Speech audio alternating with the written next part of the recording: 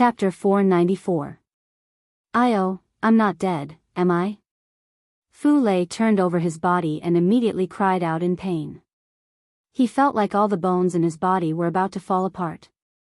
His stomach, shoulders, back, buttocks and head, every part of his body was in pain, excruciating pain. Knowing pain means you won't die for now. An eerie voice rang out beside him. Fu Lei climbed up from his seat and saw Lan Shanggu sitting in the front row. He couldn't help but grin and said, "Brother Lan, only when I see you do I know I'm still alive. That bastard was really ruthless, he almost killed me. There's not a single part of my body that's fine now. Do you know how lucky you are to still have the chance to sit here and talk to me?" Lan Shanggu said expressionlessly, "If I didn't coincidentally go to Arasima's concert, if I didn't coincidentally go to the artist's dressing room, do you know what would have happened to you? All fate isn't fate, all coincidences aren't coincidences.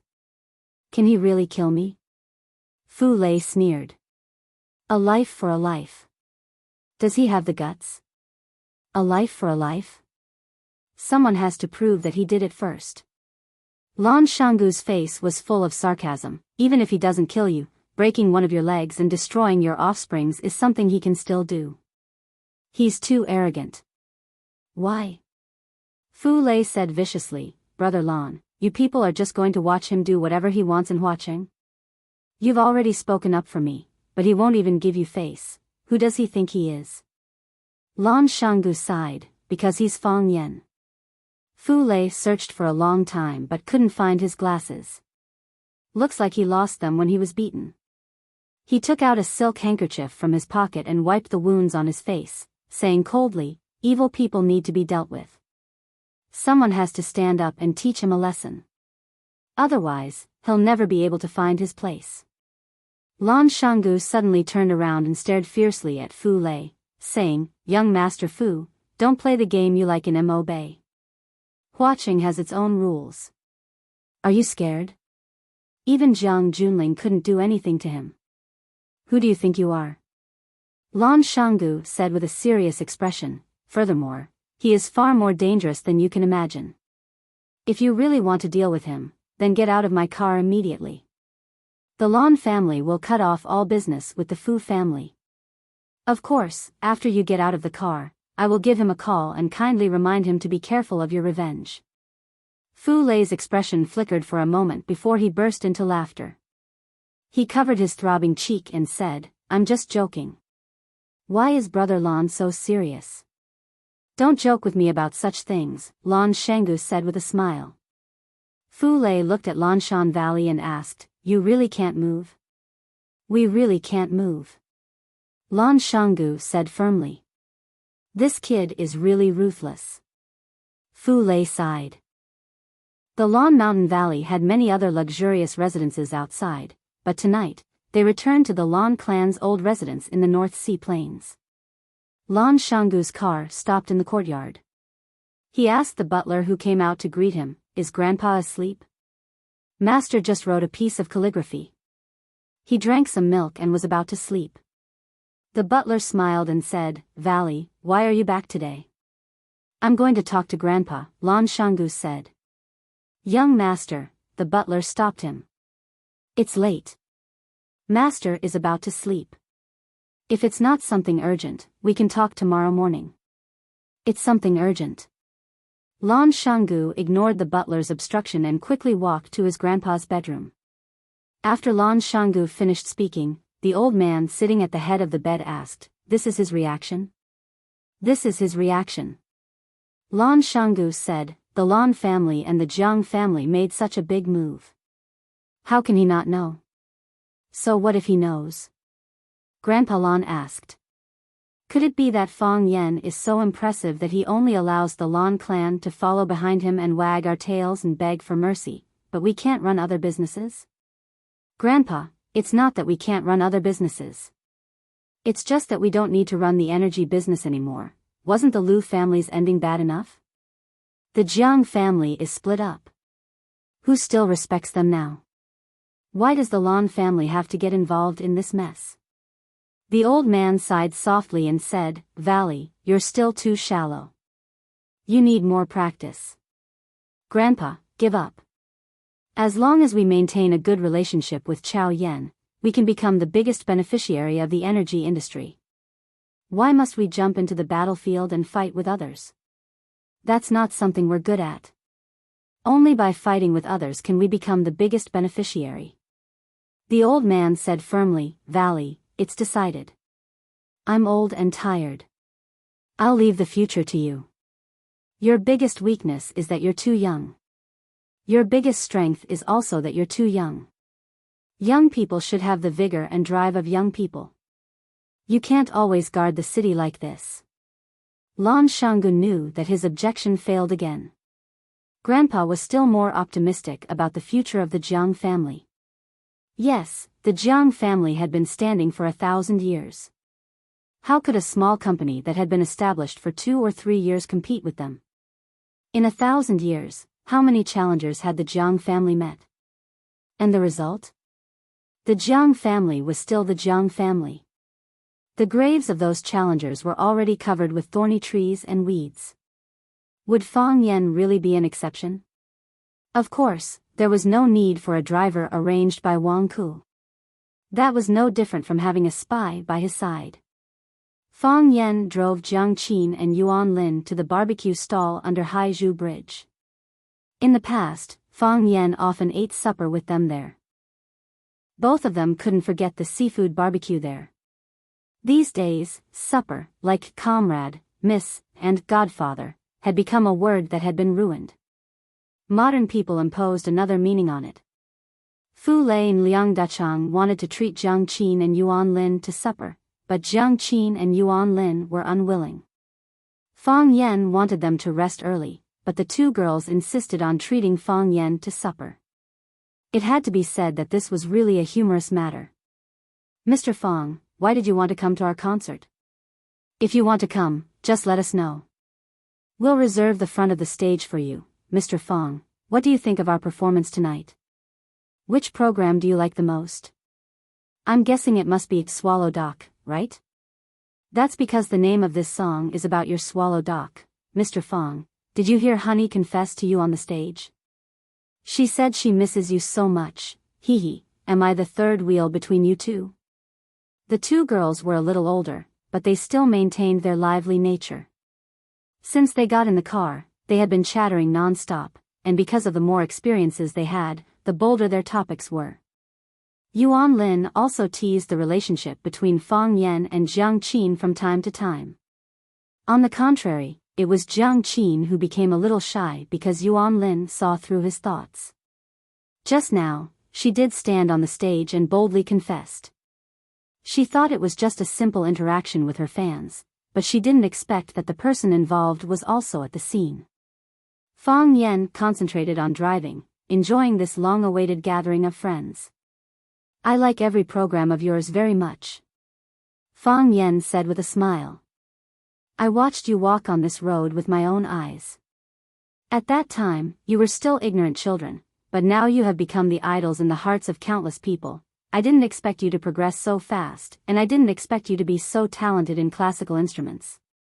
I arrived at the scene very early, looking forward to your appearance with the other fans, looking forward to the surprise you brought us. Not only did you bring surprises, but you also brought shock. As your teacher, I am really proud of you. Mr. Fang, are you still a teacher at Rosefinch Secondary? Jiang Qin asked. No. Fang Yen said. Ah, you left Rosefinch? Jiang Qin exclaimed. But it doesn't matter, you can go wherever you like, I'm still at Rosefinch. Fang Yen said, but I'm no longer a teacher, I'm a security guard. When they arrived at the familiar seafood stall, Fang Yen parked the car and then walked inside with Jiang Qin and Yuan Lin. The people of Huaqing liked to eat barbecue, drink cold beer, and chat in the open air, but Fang Yen insisted on bringing the two girls into the private room inside. They were originally delicate and cute, and now they were members of the famous Arasima group. If their fans saw this, they might not be able to eat in peace again.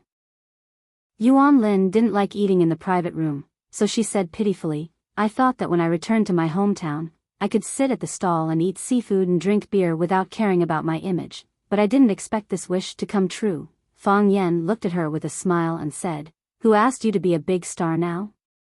Sigh, this feeling is really, Yuan Lin thought about it seriously and said, "It's sweet and burdensome."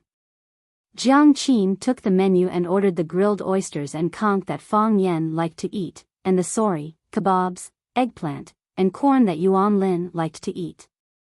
He also ordered his favorite chicken feet and sea white bean sprouts. He also took the initiative to order 3 mugs of beer, preparing to drink one each with Fang Yen and Yuan Lin. Jiang Qin handed the menu to the waiter, then sat at the side and quietly looked at Fang Yen. Fang Yen turned his face towards her, and she immediately blushed and moved her face to the side. Yuan Lin burst out laughing, then looked at Fang Yen and asked, "Mr. Fang, now that Qin and I have to call you teacher, if you marry Qin in the future, will I have to call Qin master's wife?" "Yuan Lin, watch me tear your mouth." Jiang Qin was extremely shy, and she pounced over to grab Yuan Lin's little mouth. Yuan Lin hurriedly jumped up to dodge, and played hide-and-seek with Jiang Qin along the table. She said, "If you don't want to, then I'll marry Mr. Fang, and you have to call me master's wife." Fang Yen felt that he couldn't sit still anymore. How could she bully an honest person like this? Chapter 495. Ding dang. The 3 glasses of beer collided with each other and made a crisp sound. "Cheers to your results," Fang Yen said. "Cheers to our reunion in 3 years, Jiang Qin said. Yuan Lin giggled and said, "Cheers to the future when you have to call me master's wife." Not sure if it was because there weren't many customers, but the food that Fang Yen and the others ordered was quickly served. It was the same old restaurant with the same familiar smell. Jiang Qin and Yuan Lin seemed to have missed the seafood barbecue in Huacheng for a long time. As soon as the oysters were served, the 2 grabbed one each and ate them greedily. The shells outside were heated up by the charcoal fire, and the 2 were so hot that they couldn't bear to put them down. "Slow down, be careful not to get burned," Fang Yen said with a smile. "Wouldn't it be embarrassing if your fans saw your gluttonous faces?" "I don't care about them," Yuan Lin said coquettishly. "The oysters outside don't taste like home. The food at home is still the best." "Exactly. When we were in Yanjing, Yuan Lin always talked about the oysters at home and the soy sauce pork trotters made by my mom." Jiang Qin sucked the juice on his finger and said, "Mr. Fang, you haven't eaten at my house for a long time, right? My mom always talks about you." Fang Yen nodded and said, "I just returned to Huacheng and have a few urgent matters to deal with. I haven't had the time to visit Sister Li and Uncle Jiang. If you go visit your parents, you have to visit mine too." Yuan Lin buried her head in her food and said without lifting her head, "Otherwise, it's not fair. My mom has been talking about you too. Every time you call me, you'll ask me how your teacher Fang is doing. If he has time, ask him to come over and have a meal or something." "Teacher Fang, aren't you embarrassed to say no?" "That doesn't make sense," Fang Yen said with a puzzled expression. "What's unreasonable?" Yuan Lin asked. "You're still so young, why would they worry that you won't be able to get married?" "Who's worried? My mother is not worried at all." Yuan Lin said proudly, "There are many men who like me. Then why are they in such a hurry for me to visit them?" Fang Yen asked with a smile. "That's because you are our benefactor. At first, we wanted to study music, but our family didn't agree. Now that they see that we have achieved such outstanding results, they naturally want to thank you properly." Yuan Lin explained with a serious expression. Then, she looked at Fang Yen with a face full of joy and exclaimed, "Mr. Fang, it feels great that you're willing to eat barbecue, drink beer, and chat with us." "I don't want to either," Fang Yen said with a smile. "You dragged me here by force. What could I do?" "If it can make you happy, we'll pull you out every day," Jiang Qin said. "Mr. Fang, you don't know how annoying you used to be. Yuan Lin and I said 100 words to you, and you wouldn't respond to us. We said ours, and you thought of your own. You completely treated us like transparent people." "Sorry, don't say sorry. Jiang Qin interrupted Fang Yan's words and said, as long as you're happy, we're willing to suffer any grievances. After eating and drinking their fill, they promised to meet again the next day. Jiang Qin and Yuan Lin finally agreed to let Fang Yan let them go back to the hotel to rest. They had been in high-intensity rehearsals for the past few days, and they had performed on stage for more than 2 hours tonight. Their physical strength had long been exhausted. The joy of seeing Fang Yan had supported them until now. As their stomachs were full, their brains began to lack oxygen, and it was difficult for them to keep their eyes open. Yuan Lin ran out to pay the bill. This little rich woman had always maintained a good habit of paying the bill first. Looking at the seafood sign above her head, Su Chi said with a smile, "Teacher Kai, let's sit here." Baldy looked at the sign and said, "Okay. Let's eat here. I like this place, and I used to often gather here with the teachers from school. As long as you don't order crabs, everything else will be fine." Su Chi pursed her lips and said, "Teacher Kai, we've agreed that this meal is on me, you can order whatever you want, whether it's crabs, lobsters, or abalones. You've been with me for so long today, so it's only right that I treat you to a meal." Baldy sat down on an empty table with some apprehension. Even now, it still felt unreal. She asked in a low voice, "That, Su Chi, are you?" Su Chi was looking at the menu. Hearing Baldy's words, she asked in confusion, "Teacher Kai, what are you talking about? Are you going to do something to you? You're not trying to hit on me, are you?" Baldy asked with a vigilant expression.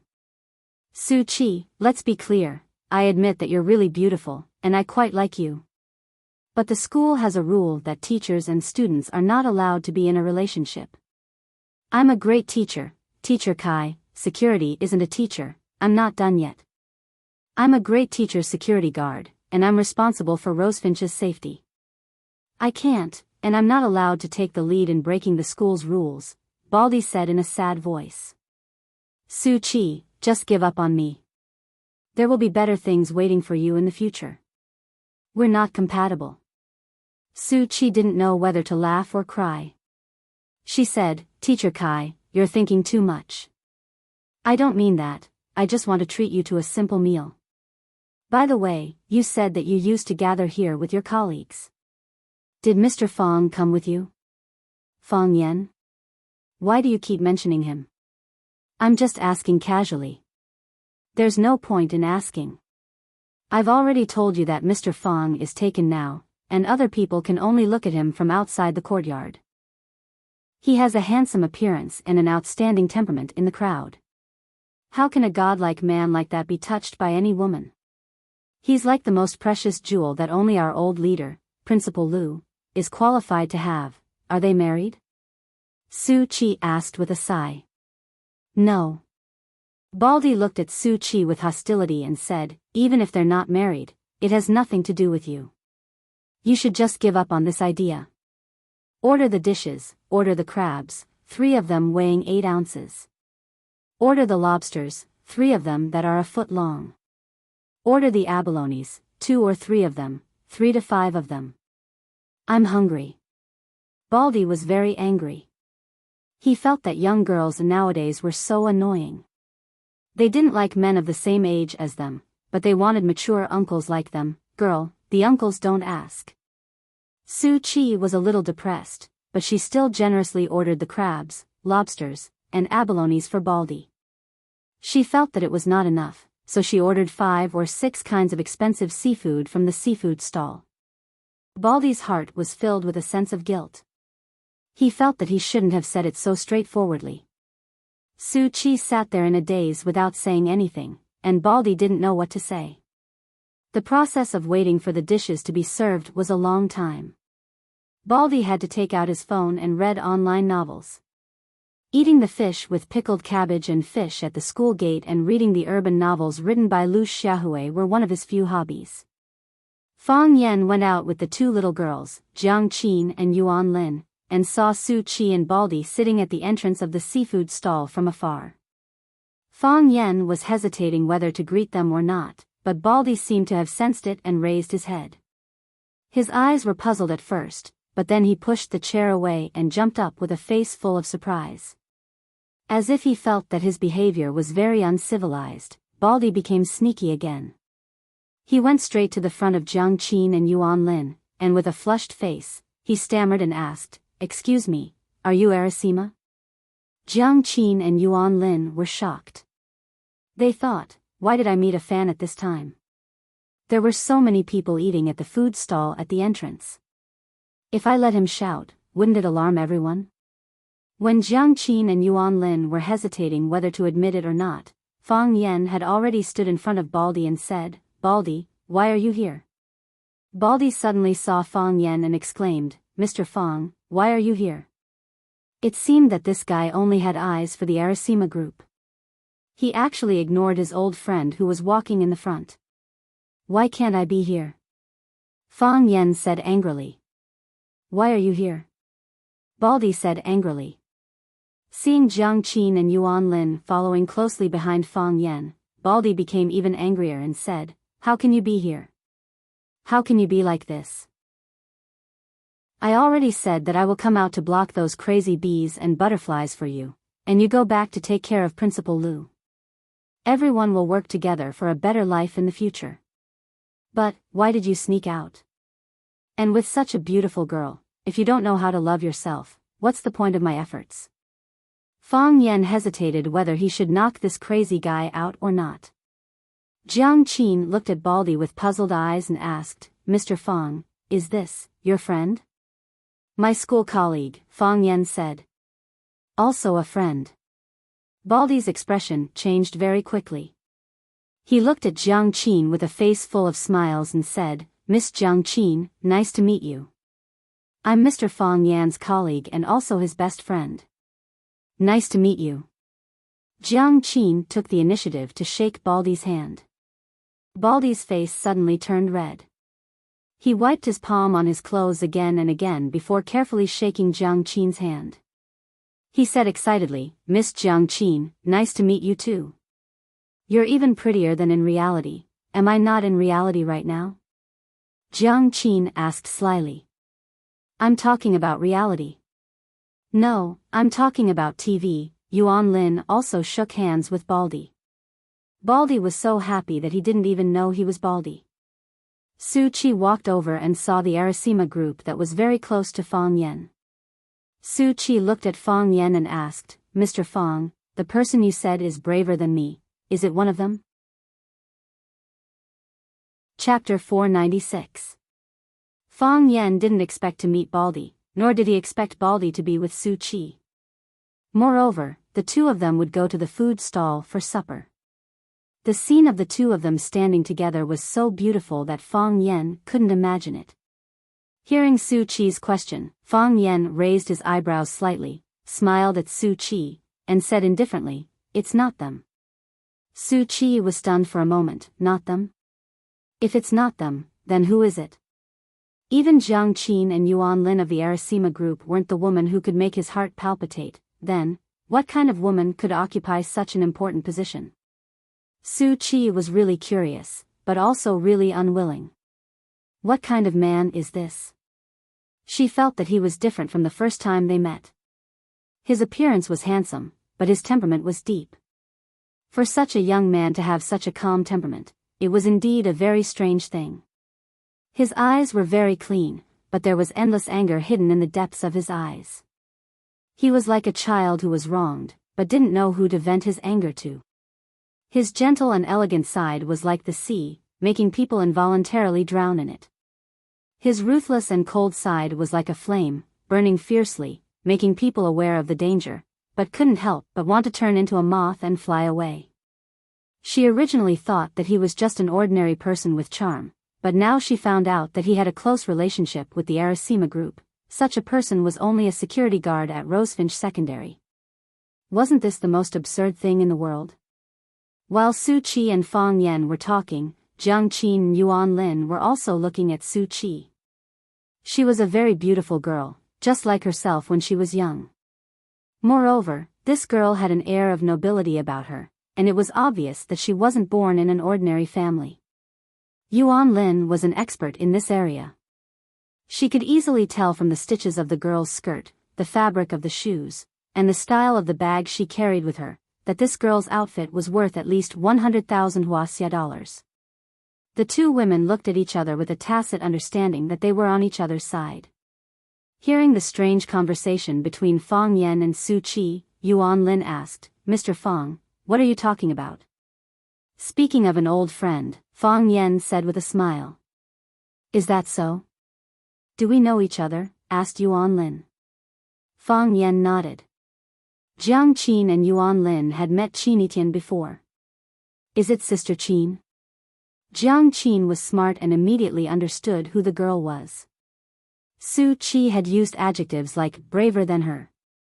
Qinitian was undoubtedly the bravest girl they had ever met.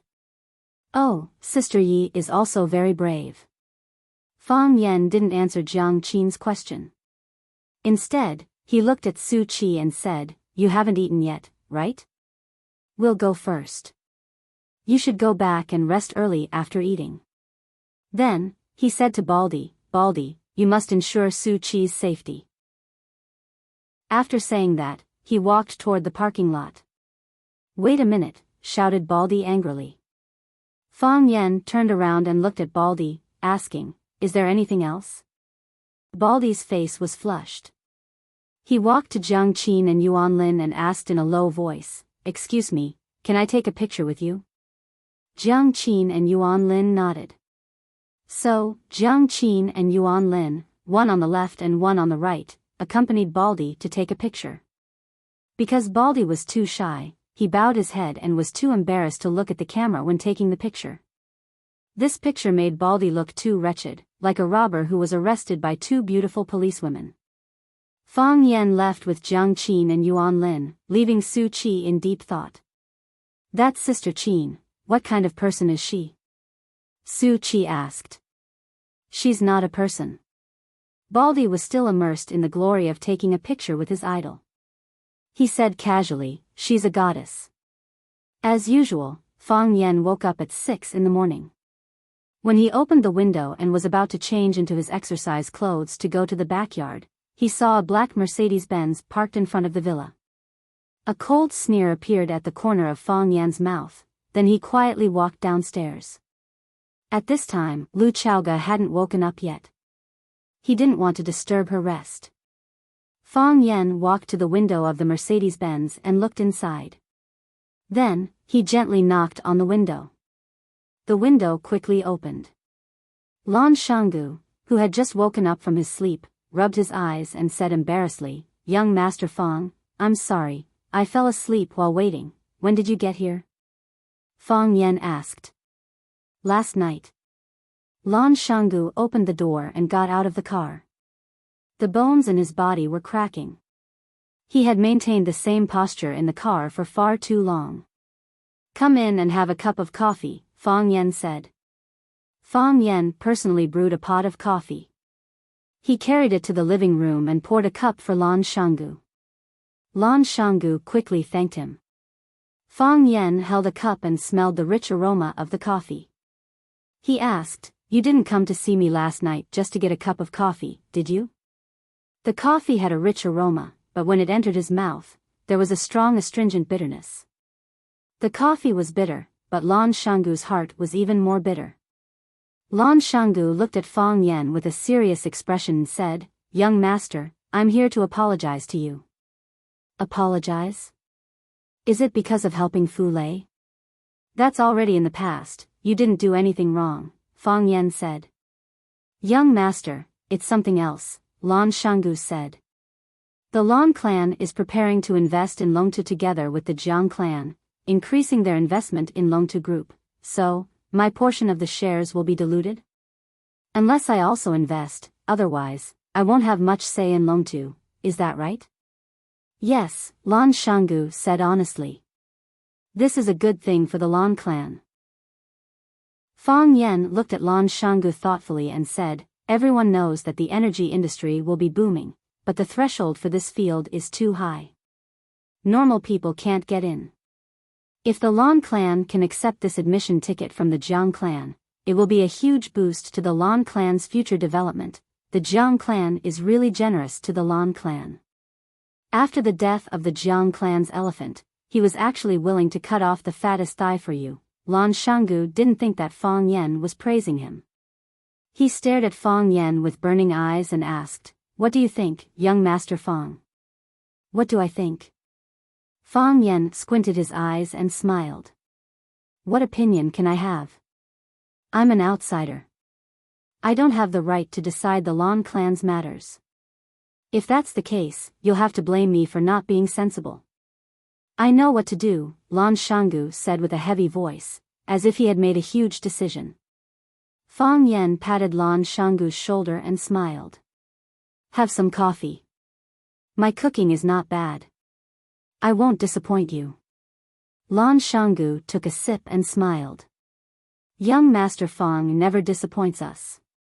The news that Lan Shanggu wanted to separate from the Lan clan quickly spread throughout Huacheng. "He's a madman. A complete and utter madman. Is he King crazy? The Lan clan was originally his, the future successor of the Lan clan. Who is he going to separate from? Split his own clan? What is Lan Shanggu trying to do? What is the Lan clan trying to do? I don't understand, I really don't understand. Lan Shanggu looks like a madman, but he's actually a madman. Madmen are the scariest. The Lan clan's old mansion. All the important figures of the Lan clan gathered together. Other than third uncle who was far away in Beijing and fifth uncle and fifth aunt who were far away in America, this was the most complete gathering of the clan. Bang! Old Master Lan gently placed the teacup in his hand on the table. Although his movements were very gentle, it still seemed too loud and clear when everyone was even breathing cautiously. Old Master Lan looked at Lan Shanggu who was kneeling in the middle of the central room and asked in a hoarse voice, "Have you decided?" "No decision. No decision." Lan Shanggu's father, Lan Ling, jumped out and knelt beside Lan Shanggu. He said anxiously, "Dad, Shanggu is usually crazy. This time, he's even more sick. I'll bring him back and have a good talk with him." "Dad, don't be angry.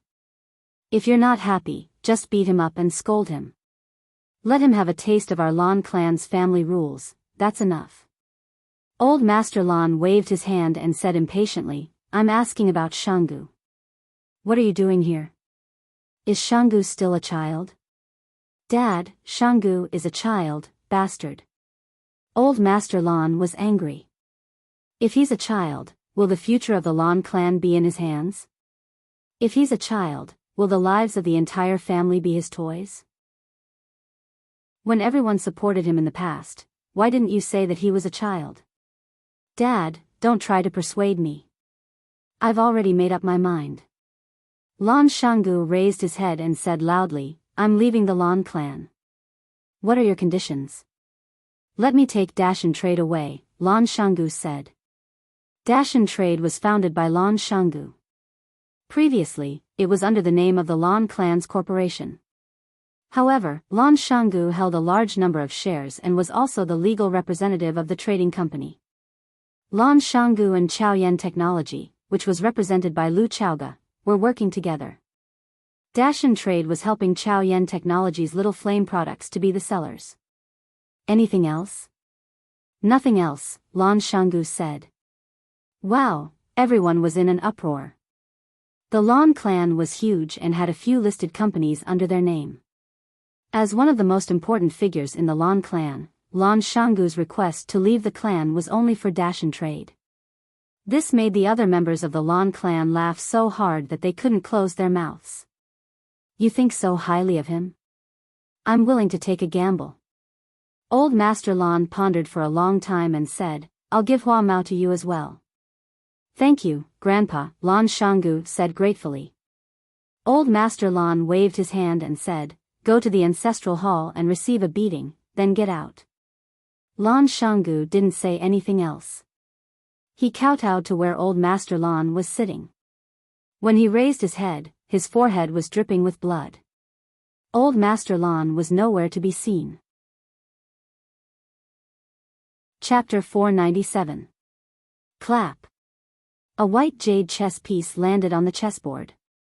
The young man smiled calmly and said, "Checkmate." The middle-aged woman sitting across from him stared at the chessboard for a long time, then shook her head and sighed, saying, "It's hard to attack when advancing, and hard to defend when retreating. There are no reinforcements on the left, and no good generals on the right. I lost this game again." Jiang Junling nodded with a smile, saying, "Auntie, you let me win." "I didn't let you win."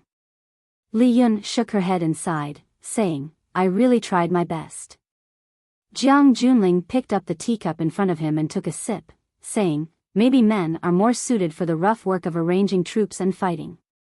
Li Yun chuckled, saying, "That's right. Whether it's arranging troops or fighting in the bureaucracy, men always have the advantage. Of course, the Qin family is an exception. That girl Qinitian is pretty good at what she does. She's not much weaker than you guys." The smile on Jiang Junling's face didn't change. He looked at Li Yun and said, "You can't be envious of such things. Some people are God's favorite children, born with everything. Qinitian must be God's own daughter." Li Yun sighed softly, saying, "A son should be like Jiang Junling, an adopted daughter should be like Qinitian." "What a good saying. I think the two of you are really a good match, standing together like a perfect couple, making people like you from the bottom of their hearts." The sharpness in Jiang Junling's eyes disappeared in a flash, then returned to normal. He said with an indifferent expression, "This kind of thing depends on fate. It can't be forced. Military orders, not that I'm being nosy, but I think men should be more proactive in this kind of thing. Just like the saying goes, a son should be like Jiang Junling, and there is only one Jiang Junling in this world. An adopted daughter must be like Qinitian, and there is only one Qinitian in this world. If you don't take the initiative, there are countless young people who will." What are women most afraid of? What she was most afraid of was a stalker. What if, and I mean what if Yi Tian is snatched away by another man, how regretful would that be? Jiang Junling smiled and said, "That's because we're not fated to be together yet. I can't blame anyone else. Sai, you are brave and resourceful in other matters, but you are too passive when it comes to matters of the heart. Why don't I go back to Yanjin a few days later and discuss it with Old Master, asking him to personally communicate with the Qin family?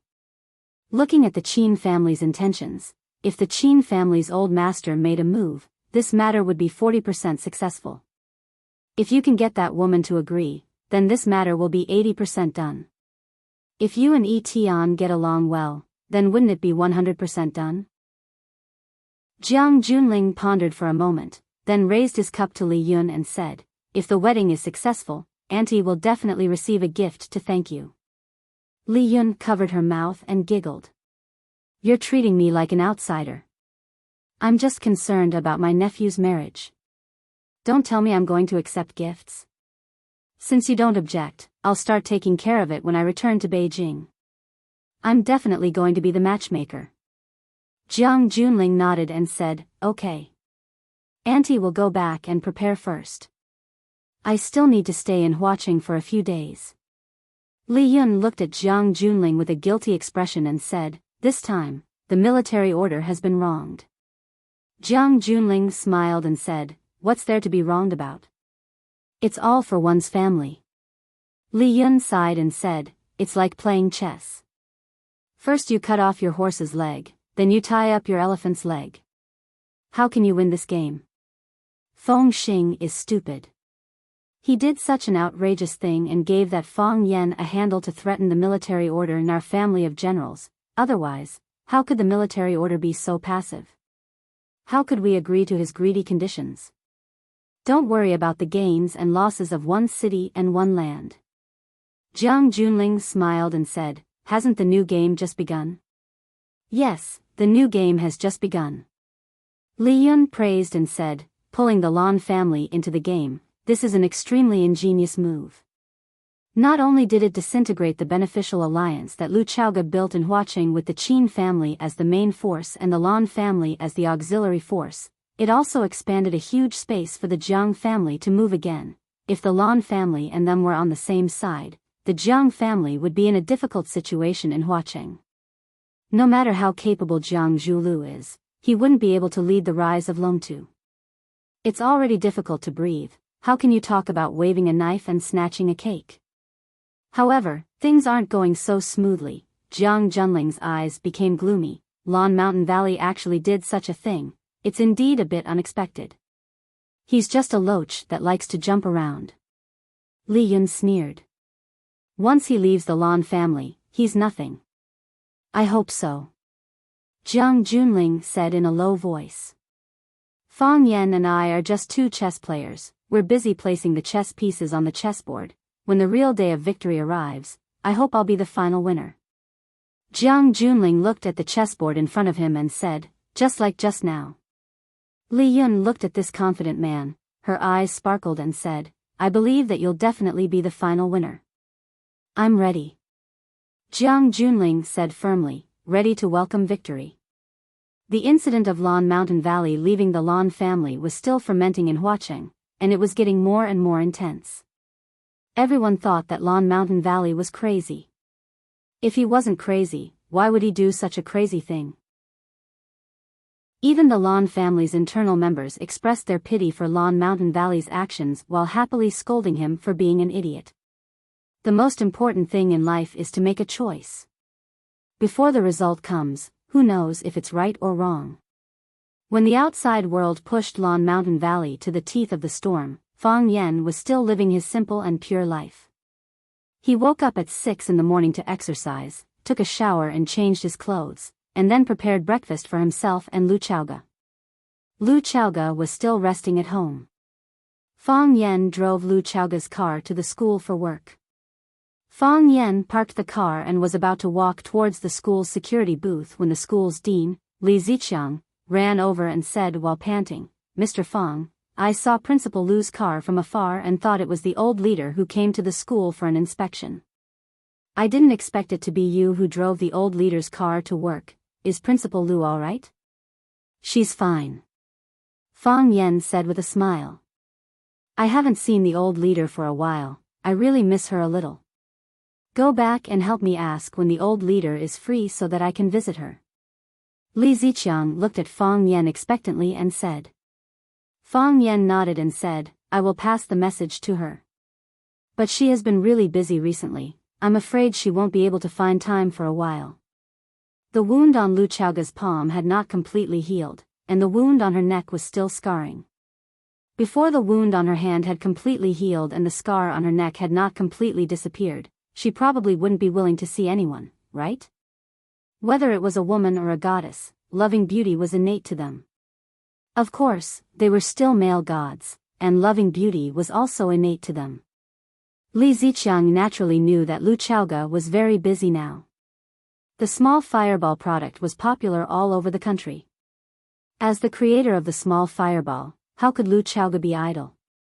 Sometimes, Li Ziqiang would also reflect on himself. He wondered why he had been blinded by lard back then and kept going against Principal Lu. Back then, when everyone was rejecting and suppressing Lu Chaoga, he had resolutely stood on her side and become her loyal confidant. When she left, whether he continued to stay at the school or followed her to Chaoyan Technology, his life would have been more comfortable than it was now, right? I know Principal Lu is busy, but you must ask her to take care of herself, Li Ziqiang said with concern. I will pass on Director Li's concern, Fang Yan said. Li Ziqiang laughed heartily and said, Thank you, brother. We old buddies at the school are still waiting to attend your wedding with Principal Lu. When you guys are going to have a wedding, you must let us know in advance. I won't be at the table that day.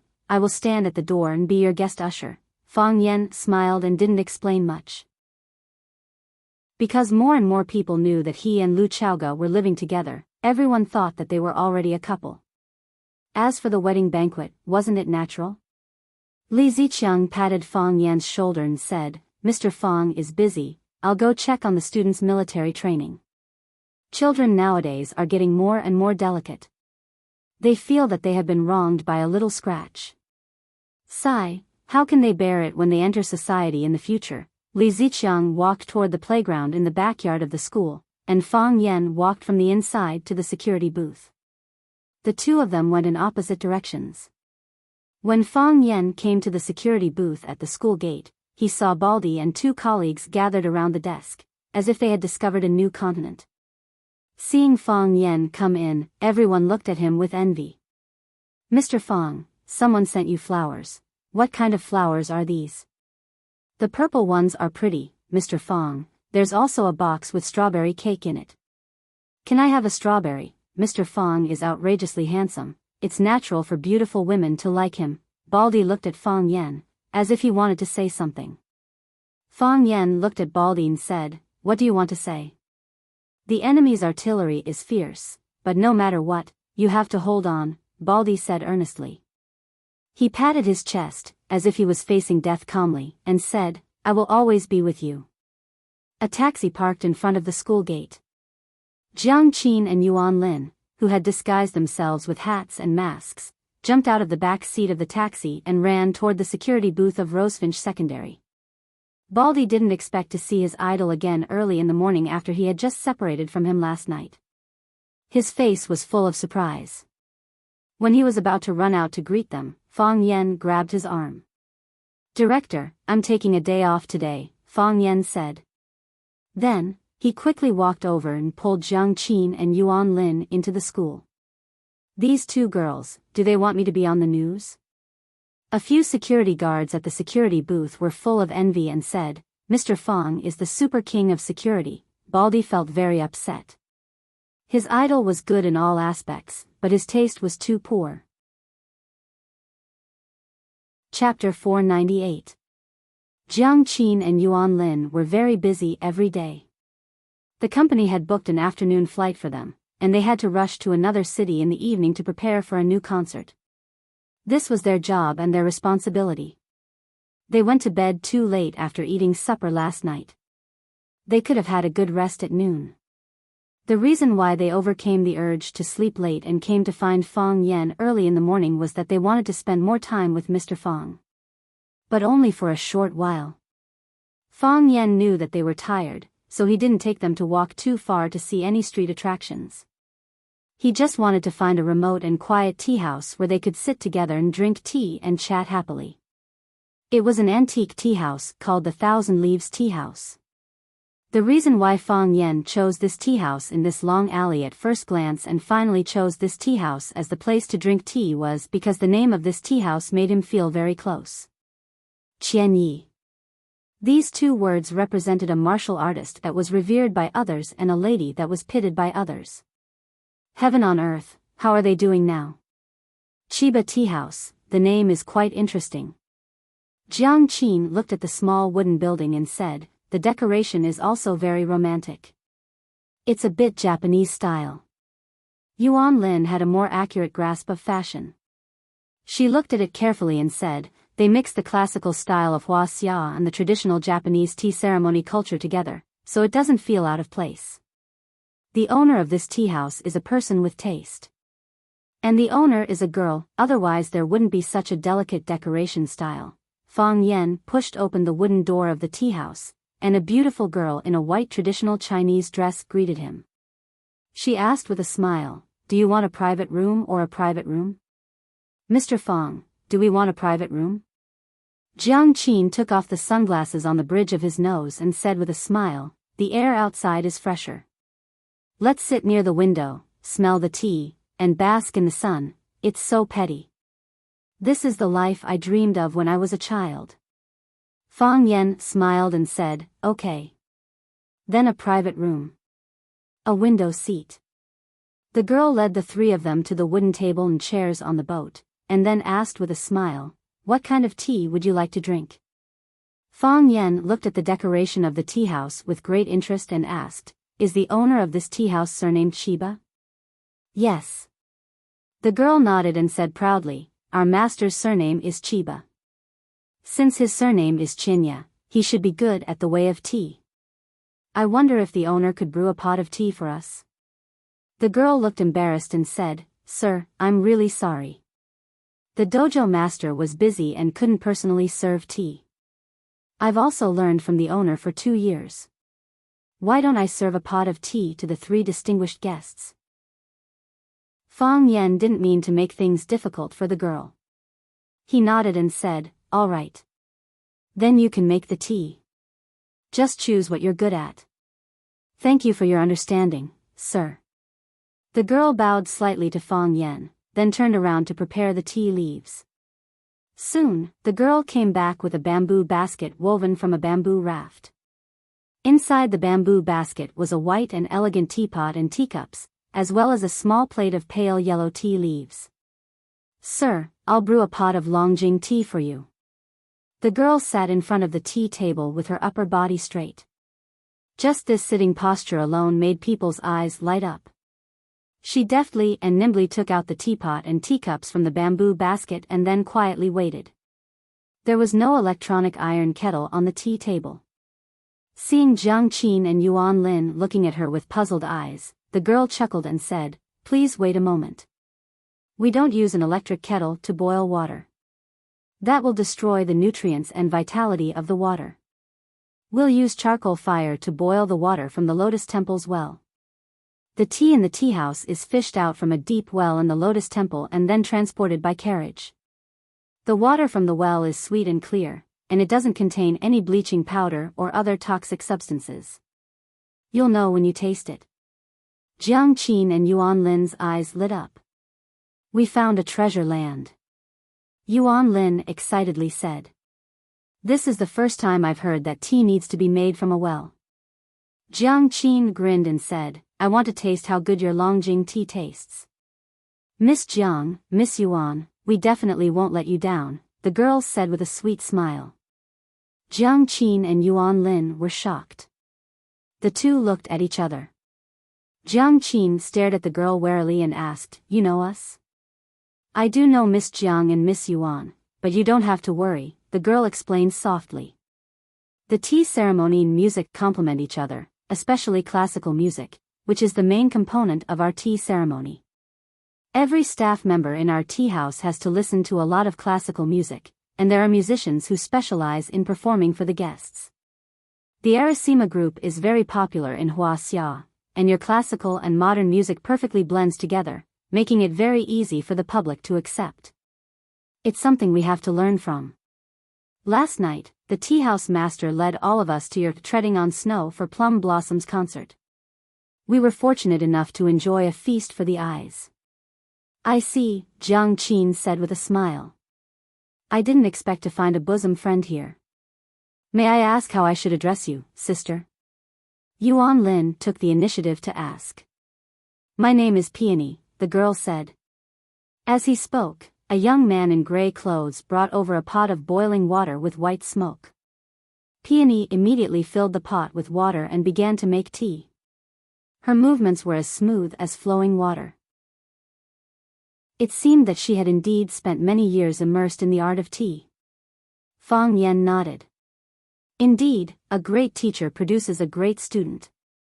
Sister Peony, you said that your tea house has a musician as well. Could you ask her to perform for us?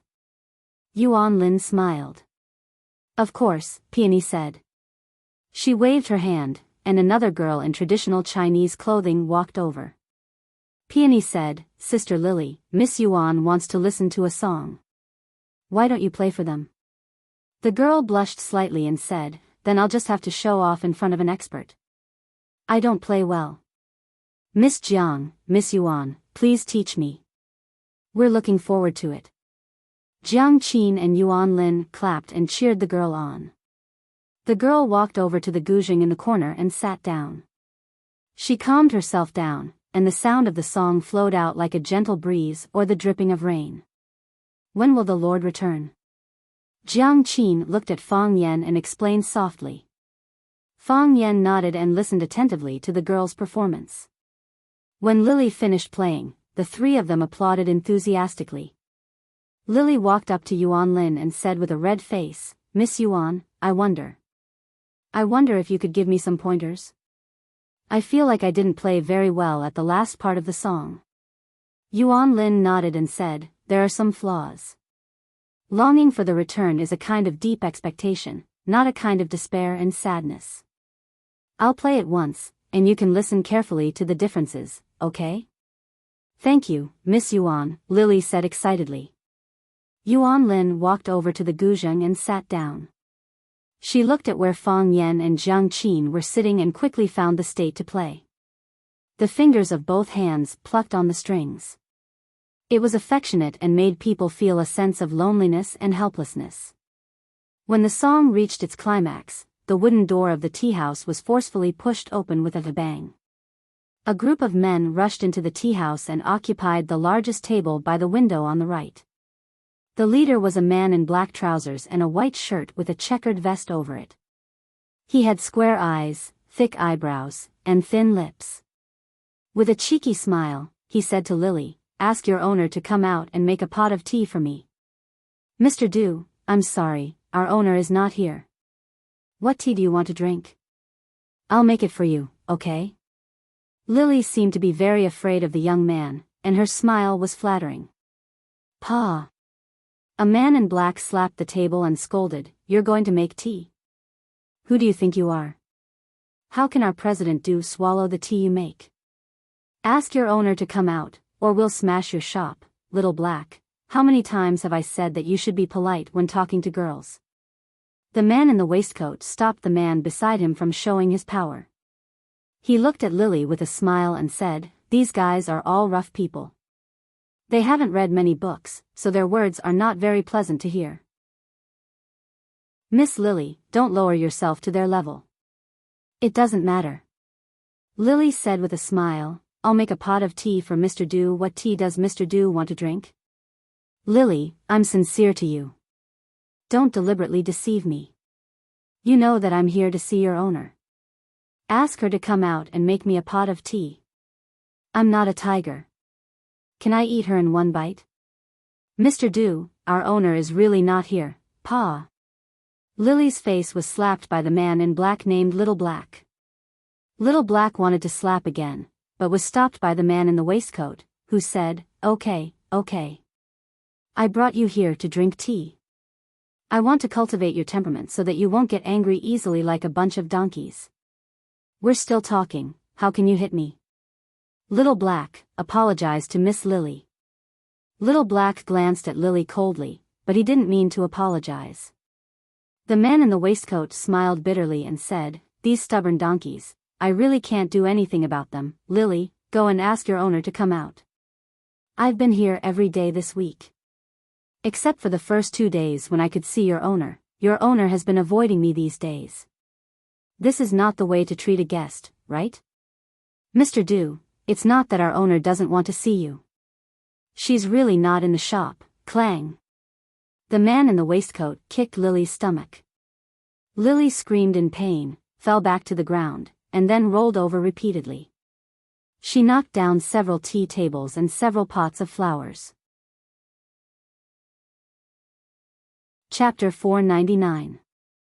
The man in the waistcoat snapped his fingers, and the lackey next to him immediately handed him a thick cigar. Another lackey with sharp eyes and quick hands quickly lit the cigar for him. The man in the waistcoat took a puff of the cigar, and a large amount of smoke came out of his mouth. He stared with contempt at Lily, who was lying on the ground, unable to move, clutching her stomach but not daring to cry out. He sneered and said, "Bitch, I gave you face but you don't want it. I'm talking to you nicely, but you treat me like a fool. If you dare to say that the dojo master isn't here again, do you believe that I won't sew your mouth shut?" Lily's eyes were moist and tears kept flowing, but she didn't dare to refute the man in the waistcoat. She knew what kind of person the man in the waistcoat was, and she also knew that this man could do everything he said. The man in the waistcoat pointed at Lily with his cigar in his hand and said, "I'll tell you one last time, get your master to come out. Otherwise, I'm going to ask you for an IQ insult fee." Xiao He kicked out, and a tea table beside his feet flew out. Crack. The tea table smashed into the wall and broke into pieces. Even the wall that had been built rustled and fell to the ground. "Xiao He, you idiot," the man in the waistcoat scolded with a smile. "I mean, if their dojo master doesn't come out, I'll ask them for an IQ insult fee." Now that the dojo master hasn't decided whether she wants to come out or not, why did you make the first move? Do you want me to come out or do you not want me to come out? Xiao Hei smiled honestly and stood at the side, no longer smashing anything. Instead, he looked around coldly. When he saw Fang Yan and the others sitting not far away, he shouted angrily, "All of you, get out of here." Yuan Lin was just comparing skills with Lily, but in the blink of an eye, Lily was beaten to the ground. Her expression was extremely ugly as she scolded, "You hooligans are going too far." The men in black laughed. A thin bald man stared at Yuan Lin lecherously and said, "Miss, you have a sharp eye. We are really hooligans." Hearing the baldie's witty words, the group of black-clothed men laughed even more happily. Jiang Qin was worried that Yuan Lin would be at a disadvantage sitting there alone, so he quickly got up and walked over to stand with Yuan Lin. When the black-robed men saw Jiang Qin and Yuan Lin, these two pretty and lively girls, their eyes lit up, and some of them kept swallowing their saliva. Good luck, good luck. Originally, I wanted to accompany boss to pick up girls, but I didn't expect to see such a hot chick. Brothers, don't fight with me, I've decided on the girl sitting in front of the piano. I've always been scolded for not having artistic cells in my life. I want to study with this girl what artistic cells look like. Idiot, that's not a piano, it's a guzheng. Hee, I want the girl with long hair, I like the oval-shaped face. Shut the F***ck up, the man in the waistcoat shouted in a low voice. The hooligans didn't know what was going on and just looked at their boss in confusion. Could it be that he wanted to hog it all for himself? The boss looked at the two little girls affectionately. This kind of thing could really happen. The man in the waistcoat looked at Jiang Qin and Yuan Lin in confusion, and asked uncertainly, "You two, are you the Arasima group? You don't need to know who we are. What right do you have to hit us?" Yuan Lin said with a face full of anger. Jiang Qin didn't say anything, he just walked over and wanted to help Lily up from the ground. The kick from the man in the waistcoat was too heavy, Jiang Qin couldn't help Lily up even if he used all his strength. Lily's stomach hurt badly when she moved a little. It seemed that her internal organs were seriously injured. "Oh, the little girl's temper is quite big," the man in the waistcoat squinted his eyes and smiled. "I originally wanted to ask about it clearly. If you are the Arasima group, would more or less give you some face since you are also people of the scene. Since you don't know what's good for you, then don't blame my brothers for being impolite. So what if you are the Arasima group? When we support you, you are high and mighty, but when we step on you, you can only lie on the ground or crawl on the bed like a dog." Without needing the man in the waistcoat to order, the little baldy impatiently rushed in the direction of Yuan Lin. The other men in black were not willing to fall behind, they all followed behind the little baldy and rushed in the direction of Jiang Qin and Yuan Lin. The faster the hands, the slower the hands, they couldn't let their brothers snatch this kind of thing first. "Du Chun, don't touch my guests." A sweet voice shouted aloud. It was like a cool spring, like a mouthful of rose dew. Even if it was said in anger, it made people feel like they had drunk fine wine, the bones of their whole body softened a bit. A tall woman wearing a cheongsam embroidered with cherry blossoms walked down the stairs from the second floor, like a flower goddess who had been banished to the mortal world. Seeing that familiar yet strange face, Fang Yan's mind was a bit absent-minded. It had been 3 years, it was really a long time. It had changed too many people, and too many things had happened. Thank God, at such a time, on such an occasion, they were able to meet again. Forced by the woman's power or beauty, the gangsters stopped and waited for the next order from their boss. The man in the waistcoat looked at the woman coming down the stairs in amazement. He put out the cigar in his hand in the ashtray, stood up from the chair, and said with a gentle smile, "I knew you were here. If you had come down earlier, my little friends wouldn't have dared to be presumptuous in front of you." He waved his hand, and the men in black immediately retreated. The cherry blossom woman walked in front of the man in the waistcoat in high heels, squatted down to help Yuri, and asked with concern, "Yuri, how do you feel? Do you feel uncomfortable anywhere?" "Master, my stomach hurts," Yuri said with a face full of tears. The man in the waistcoat's kick was sharp and fierce, and the girl's delicate body couldn't bear it at all. Don't be afraid, it will be fine. I will take you to the hospital now. The cherry blossom woman held Yuri's hand and comforted her. I'll do it, the man in the waistcoat said attentively. It's my fault. If I hadn't brought these boorish men here, Miss Yuri wouldn't have been injured. I will bear the responsibility. I will send someone to take her to the hospital. The man in the waistcoat waved his hand, and 2 men in black came over to move the girl. No need, the cherry blossom woman refused. I will take care of my family myself. Your family is my family, why are you being so polite with me? The man in the waistcoat said with a smile, what are you waiting for? Quickly send her to the hospital for a full body checkup, you idiots, you can't do anything but spoil things. In the future, don't hurt people so easily. Can't you think before you do something? The gangsters were timid, and they didn't have the courage to tell the truth. If you don't take the blame for the boss at this time, what does the boss want you to do? I said no. The cherry blossom woman's voice suddenly rose, and she stared angrily at the men in black who ran over to take Yuri away. All right. All of you come back. The man in the waistcoat called his men back. He squatted down to support Yuri's arm and said, I will accompany you to take her to the hospital for a checkup. Don't worry, I will bear all the expenses. Yuri avoided him in fear, as if she was avoiding a poisonous snake. She didn't dare to let the man in the waistcoat touch her body. I don't need you. The cherry blossom woman pushed the man's hand away. The man in the waistcoat's face turned cold, and he said, Chiba Kaoru, are you rejecting me? Yes. The cherry blossom woman's voice was very firm, and she said, the answer is the same as the first time, I don't like you. Not only do I not like you, but I also hate you. The women of our Chiba family will never like a hooligan without a sense of morality. That is an insult to the Chiba family, and an insult to the God of Swords family. The man in the waistcoat's face changed several times, and then he slapped the cherry blossom woman's cheek. The cherry blossom woman actually had some martial arts background, and she tilted her head back, just in time to avoid his attack. Interesting. The man in the waistcoat laughed sinisterly. You dare to dodge? I'd like to see how long you can hide. As he spoke, he slapped the cherry blossom woman's face again. Slap. His arm was raised in midair, but he couldn't swing her down no matter what. Someone grabbed his arm, and there was a big hand on his wrist.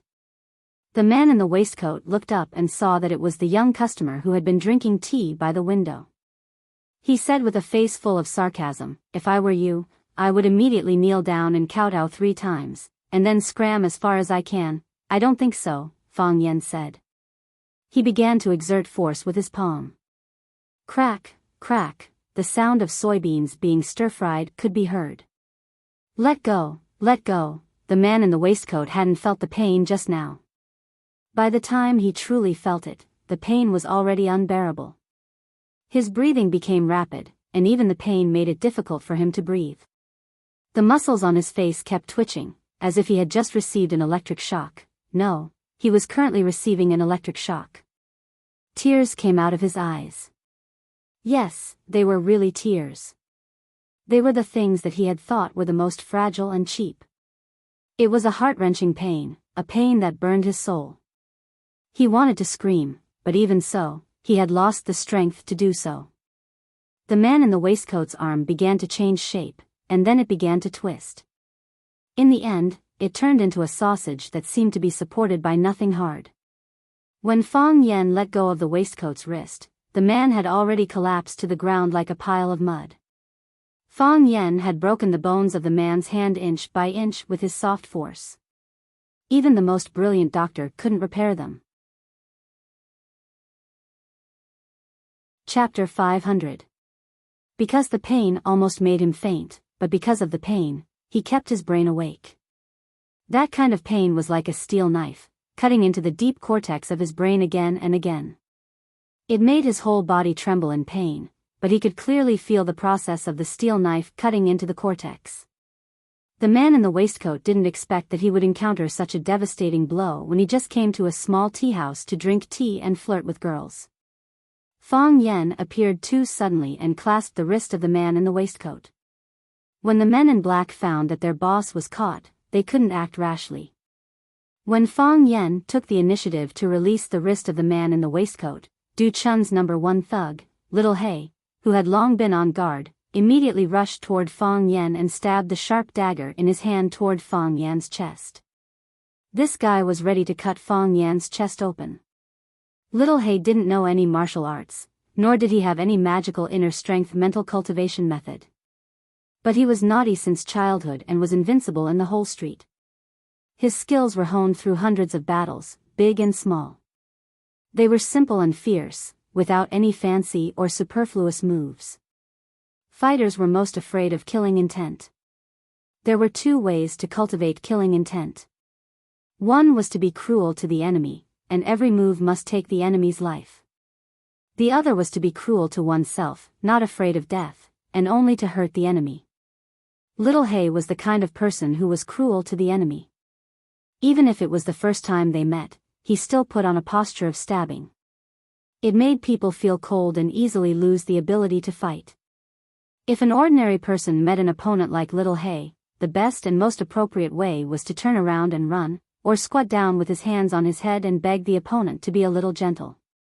Unfortunately, he met Fang Yen. Fang Yen never used his martial arts to bully others. However, if others wanted to use force to bully him, his counterattack would be particularly cruel and fierce. Fang Yan's body was perfectly straight, standing in place without dodging or evading. His eyes were filled with ridicule as he stared at Xiao He. He had a cold and aloof attitude, as if saying, "Come at me, I can send you flying with one slap." Xiao He felt insulted, and became even angrier. Originally, he had only used 60% of his strength, but now he increased it to 12%. He used all the strength in his body to stab at Fang Yan's chest. He wanted to use this stab to stab a big hole in Fang Yan's internal organs. Quang quang quang, their bodies were extremely close to each other. Pa! Little Black stabbed out, but the blade did not enter Fang Yan's body. The blade carried a gust of cold wind as it flew towards Fang Yan. However, the blade stopped a few centimeters away from Fang Yan. Fang Yan held the blade between his two fingers as if he was holding a strand of hair between his fingers. Little Black's face was full of fear. He pulled out his saber and wanted to retreat. He felt a sense of danger, the kind of powerlessness that an egg would feel when facing a rock. How could Fang Yan let him go so easily? With a flick of his finger, the dagger appeared in his hand. Before Little Black could turn around and leave, Fang Yan had already stabbed the dagger into his left ribs. Little Black gave a muffled groan, his body retreated, and then fell to the ground. Blood seeped out from the gaps between his fingers that were covering the wound. Drop by drop, it was as if it was in a hurry to gather on the bluestone ground. From Little Black's attack to Little Black's fall, all of this happened in a flash.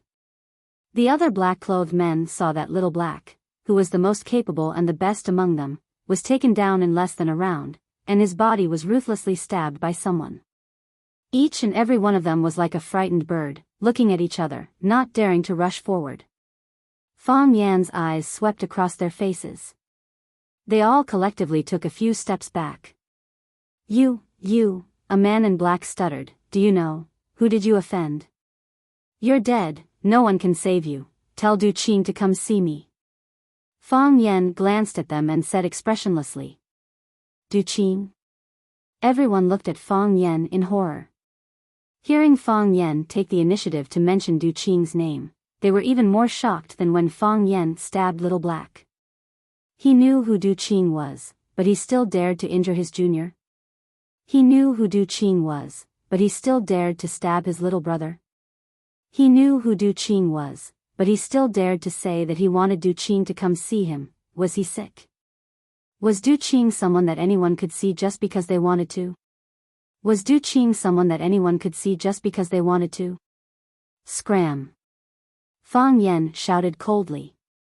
Crash! the men in black were in a panic. Du Chun, whose arm was crushed, was carried away by them. Little Black, whose ribs were stabbed, was carried away by them.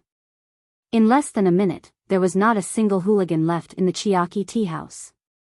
They had all left, except for the pool of blood on the ground and the broken flower pots on the coffee table that proved that they had been here.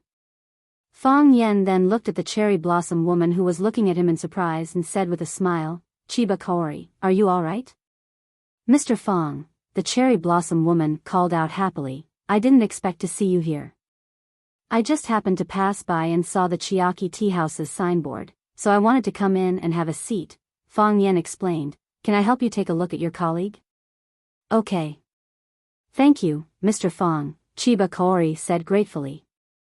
Compared to 3 years ago, her Huaxia language had improved by leaps and bounds.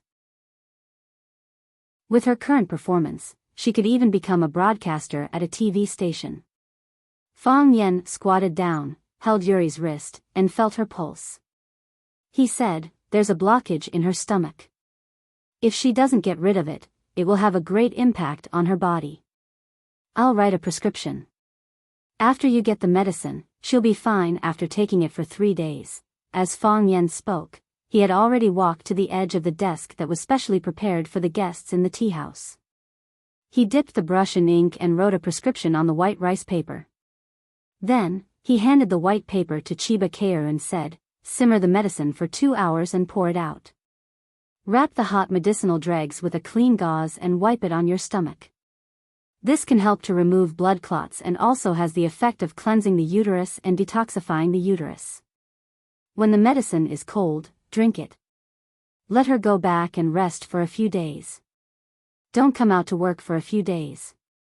While Chiba Kaori arranged for someone to get the medicine according to the prescription, she also asked Peony and a waitress named Money to send Yuri back to rest. After dealing with the matters in the tea house, Chiba Kaori looked at Jiang Qin and Yuan Lin and said, "Mr. Fang, Miss Jiang, Miss Yuan, if you don't mind, can I make a pot of tea for you to try?" Fang Yen said to Jiang Qin and Yuan Lin, "Chiba Kaori is from East Asia. She's proficient in the tea ceremony. I'm far inferior to her." Chiba Kaori chuckled and said, "You still lost to Chinitian." Jiang Qin's eyes flashed as he looked at Chiba Kaori and asked, "Mr. Fang, is Sister Chiba Kaori also your student?" "Yes." Chiba Kaori nodded and said, "I used to be Mr. Fang's student. It's just that I didn't have enough time to learn much about Mr. Fang's profound knowledge." Yuan Lin giggled and said, "Mr. Fang, why do I feel like all your students are beauties? Whether it's Sister Qin or Sister Chiba Kaori, any one of them is on the same level as the prettiest girl in the city. Isn't it unfair to the other teachers that there are so many of them in your class?" "Maybe it's because I'm more popular," Fang Yen said with a smile. Fang Yen was very happy to meet an old friend in a foreign land. Chiba Kaori was someone that Fang Yen respected and missed. Chiba Kaori was the daughter of his old friend and his former student. With these two feelings, Fang Yen naturally hoped that she could live a happy life. Chiba Kaori was making tea. She used the same tea leaves and the same tea water, but the taste was very different from before. Moreover, Chiba Kaori's tea-making technique was very complicated and beautiful. There is an almost religious piety in performing some of the ancient movements. Yes, Chiba Kaori's religion was the tea ceremony. Jiang Qin and Yuan Lin's faces were filled with admiration. They didn't expect the act of making tea to have so many steps, and the process was so pleasing to the eye. Jiang Qin was suddenly inspired, and he said happily, "Sister Chiba, I want to write a song about the tea ceremony. If I need your help, don't say no." "Of course not." Chiba Kaori smiled gently. "Promoting the tea ceremony has been my lifelong wish." Fang Yen looked at Chiba Kaori and said, "Are you promoting the tea ceremony of Huaxia or Japan?" "I'm promoting the tea ceremony of Huaxia in Japan," Chiba Kaori said. Fang Yen was stunned, and he said with a smile, "I was too stubborn. My father was also a stubborn person. That's why he made that choice." Chiba Kaori's eyes were a little gloomy. Clearly, she still hadn't gotten over her father's death. You men have a longer and narrower heart. I'm a woman. I just like the tea ceremony, regardless of whether it's Huaxia or Japan. That's all. Back then, you told me that you'd stay in Huaxia. I didn't expect you to really not go back, Fang Yan said with a sigh. I can't leave. Chiba Kaori shook her head. Mom went back, and so did my brother. If I leave too, he'll be lonely. Although he never said it, he's very afraid of being alone. I miss him too, Fang Yan said. I visit him often. The more I see him, the more I feel that he's a great person. While they were chatting over tea, the glass wooden door of Chiba Tea House was pushed open by two men in black. Chapter 501. The two men in black pushed open the glass wooden door, one on the left and one on the right, and then stood on both sides of the wooden door. A man in a dark blue suit with a scarf around his neck walked in, followed by a tall and beautiful woman. Du Qing was here. He was cultured and elegant, with a strong scholarly aura around him. If no one introduced him, it would be hard to tell that this man was the king of Huaqing's underworld. When Du Qing saw Fang Yan, he laughed and walked over, saying, Brother Fang, long time no see. You look even better than before. Fang Yan stood up and shook hands with Du Qing.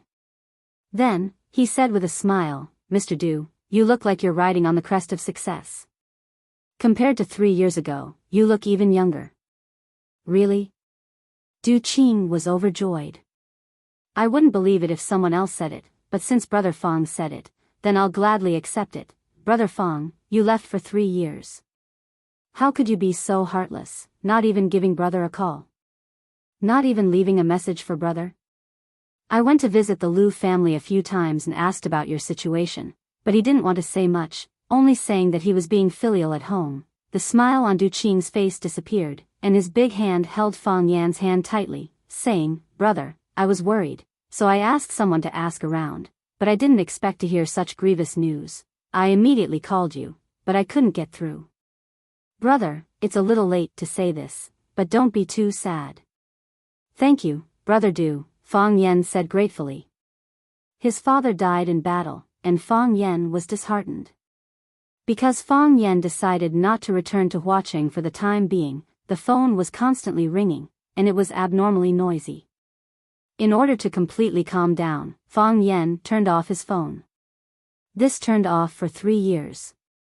No matter if Du Qing's concern was sincere or not, Fang Yan still owed him a favor for being willing to call and comfort someone at that time. What are you thanking me for?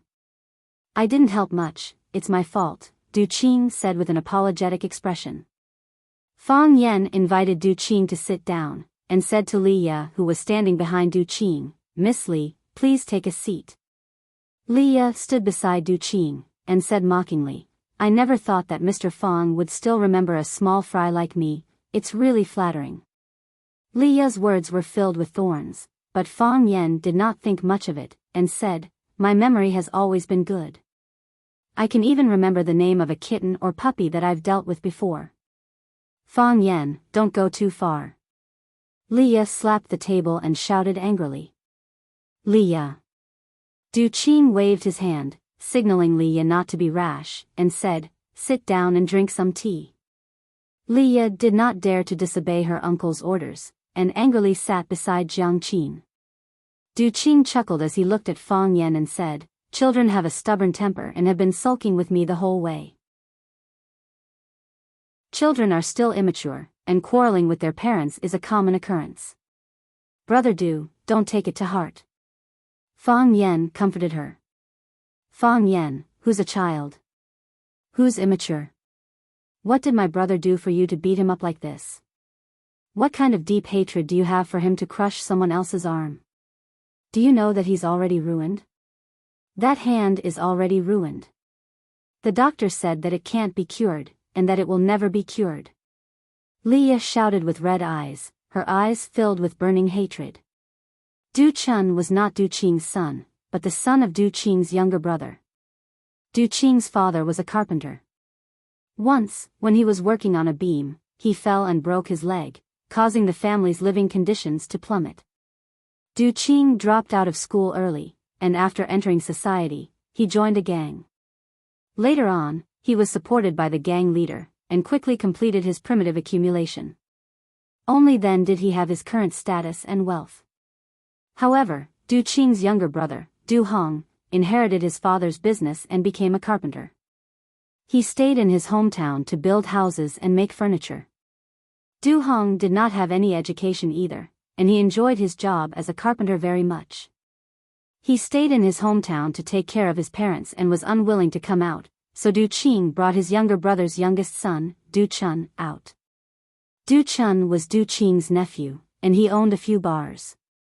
With Du Qing's care, he lived a happy and comfortable life.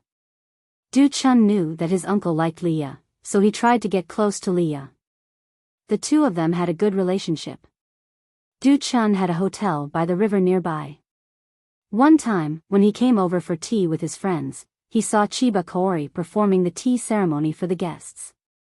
He was shocked and chased after her repeatedly.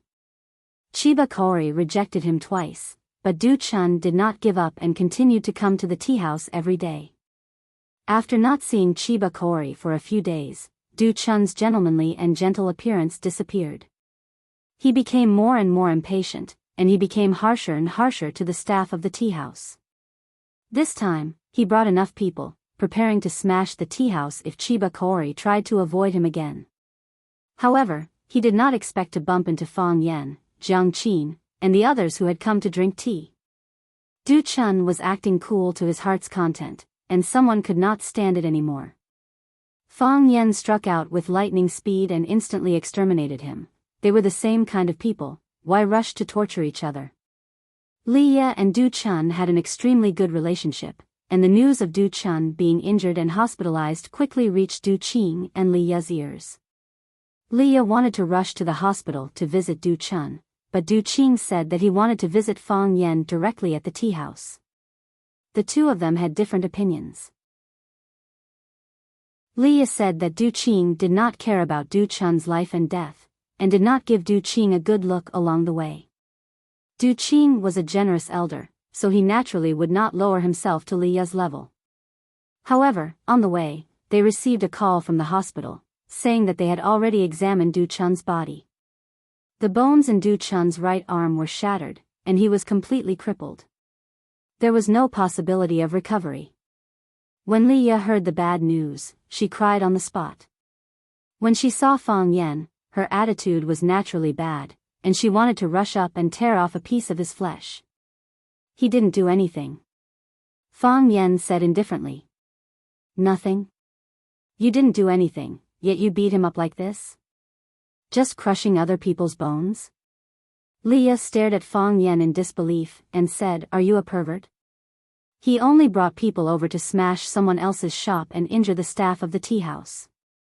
Actually, it's not a heinous crime." Fang Yan pointed at Jiang Qin and Yuan Lin, and said, "Oh, he even ordered the group of little bastards he brought to molest the two of them. If they were to molest Miss Li, how would Miss Li deal with them?" Leah choked. "Oh right, we can also make some deductions and hypotheses. He has always wanted to pursue one of my students, the owner of this tea house, Miss Chiba Kaoru. Because Miss Chiba Kaoru rejected his feelings, he became more and more violent. Just now, he wanted to slap her in front of us. If Miss Chiba Kaoru rejected him more thoroughly, or made him completely give up, what else would he do?" Fang Yan looked at Du Qing, and asked, "Brother Du, guess, what else would he do?" "One arm is not unjust," Du Qing said in a deep voice. He raised the teacup in front of him, and said, "If I were there, I would at least want both of his arms. Thank you, Brother Fang, for saving me some face." "Uncle, Leah, Fang Yan is not wrong in this matter," Du Qing said with a serious expression. "Others might not know, but don't you know? How did I educate them? How did I ask them to? People who bully people should have their heads chopped off in ancient times." Leah was unconvinced, but she could only suppress this anger in her heart. "Who asked Uncle Du Qing to stand on his side and speak up for him?" Du Qing looked at Chiba Kaoru, and said, this junior was rude, and caused Miss Yi to feel wronged. How about this, get someone to make a list, and I will compensate for all the losses of the tea house. We will also bear the medical expenses and mental damage of the injured staff members. By the way, Miss Yi can rest assured that no one will come looking for trouble in the future. Du Qing took out a name card from his pocket, and placed it in front of Chiba Kaoru, and said, if any blind thieves or scoundrels come looking for trouble, Miss Yi can call this number. My friends in Huacheng will more or less give me some face. Thank you, Mr. Du, for taking care of me. Chiba Kaoru is very grateful. Chiba Kaoru held the name card with both hands, and respectfully bowed to Du Qing to thank him. Although Chiba Kaoru had lived in Huaxia for many years, she still retained some traditional Japanese habits. Du Qing waved his hand, and said, I am ashamed. Fang Yan and I call each other brother, and his students are also my juniors. I should have taken care of you, but I didn't expect you to be hurt like this. This is my fault, and I am only making up for some of the losses. I hope you can understand. When the tea house was done with the work, Du Qing looked at Fang Yan, and said, Brother Fang, can we have a private talk? No problem. Fang Yan nodded. He turned to look at Chiba Kaoru, who was beside him, and asked, is there a quiet place here? Chiba Kaoru stood up and said, there is a private room upstairs, I will take you there. There is no need. We can go there by ourselves, Fang Yan said and waved his hand. Don't worry, we won't get lost. Chiba Kaoru covered her mouth and laughed, and said, Mr. Fang is still so humorous. Fang Yan made an inviting gesture and entered the private room on the second floor of the Thousand Leaves Tea House with Du Qing. Leah looked at Jiang Qin and Yuan Lin, then looked at Chiba Kaoru, who was making tea gently, and asked, are you all his students? Yes, the three girls answered at the same time. Pervert. Leah sneered. What kind of teacher would bring the prettiest girl in the class out for tea? Wasn't the answer simple and clear? You are the pervert, Jiang Qin retorted. That's right. One look and I can tell you are not a good person. Mr. Fang is a very good man, don't belittle him like this. Leah felt that she had no chance of winning against the three of them. Chapter 502. The second floor was filled with individual private rooms. They were also constructed with a large amount of wood. The decorations were more exquisite than the ones below, but it didn't seem too complicated. It was as antique as the ones below, which made people feel better for no reason. Fang Yan and Du Qing chose a room near the window and sat down. They didn't even call for the waiter to bring them tea. What do you want? Du Qing looked at Fang Yan sitting opposite him and asked in a low voice. After not seeing him for 3 years, this man's change could be described as heaven and earth. A year ago, Fang Yan was smart, sharp, had a bright smile and a joking attitude. He didn't seem to care about anyone or anything, and he played around in this world with a playful attitude. Some people hated him, but there were also people who liked him from the bottom of their hearts. Because this kind of person didn't look like a bad person at first glance. But now, Fang Yan was gloomy and cold. From the way he crushed Du Chun's arm and stabbed the knife into Xiao Hei's ribs, it could be seen that he was also a little cruel. His eyes were still clear, but the occasional flash of sharpness was frightening. His smile was still moving, but when the corners of his mouth curled up slightly and his eyes narrowed slightly, it was enough to frighten people. His heart was vicious, and his eyes were murderous. These two temperaments were contradictory to his pure temperament. They were easily highlighted, and he couldn't suppress them even if he wanted to. Du Qing knew what Fang Yan had experienced, and he also understood why he had such a change. The hatred of killing one's father was absolutely irreconcilable. If someone treated his parents like this, Du Qing guaranteed that he would do it 10 times or 100 times more extreme than Fang Yan. But, this kind of change happened to someone else. It was still a little hard to get used to. The current Fang Yan made people afraid, and it was hard for people to get close to him like they used to. Emotions were the most hurtful. This saying was indeed true. I want what my eyes can see, Fang Yan said. Du Qing was stunned. What could his eyes see? Is this statement in a broad sense or a narrow sense? Was it a statement of fact or a clever analogy? Was it his current field of vision, or the whole of watching? Or an even more distant and vast territory? Du Qing was very frustrated. If he had known this would happen, he would have worked hard to learn Chinese. Otherwise, he would have understood what Fang Yan was talking about. He really didn't like dealing with language teachers. Whether it was in the past or now. At the very least, Du Qing knew that he was looking at him. It was his ability, his intelligence, everything he controlled and possessed. Including warm friendship or unwavering loyalty. Du Qing remained silent for a long time. Fang Yan was not in a hurry. He sat in front of the window and watched the people coming and going on the street below. Everyone had a different expression on their faces, and everyone's eyes were filled with worries. He was not the only one who was tired. Everyone's life was not easy. When Fang Yan was deep in thought, Du Qing suddenly asked, "What can you give me?" Fang Yan's crossed fingers loosened a little. Du Qing saw this scene and thought to himself, he's still a young man after all. He didn't know why, but seeing this scene made Du Qing feel a lot more comfortable, and the wariness in his heart also decreased a lot. An invulnerable person was the scariest. Everyone should have their own weakness. Only those with weaknesses were worthy of being close to. It was just that most people didn't understand this. "I'll give you more glory," Fang Yan said with a smile. "What you urgently need now, and what you can't imagine." Fang Yan and Du Qing didn't let everyone wait for too long. In less than 10 minutes, the two of them came out one after another. Both of them had warm smiles on their faces, indicating that they were chatting happily upstairs.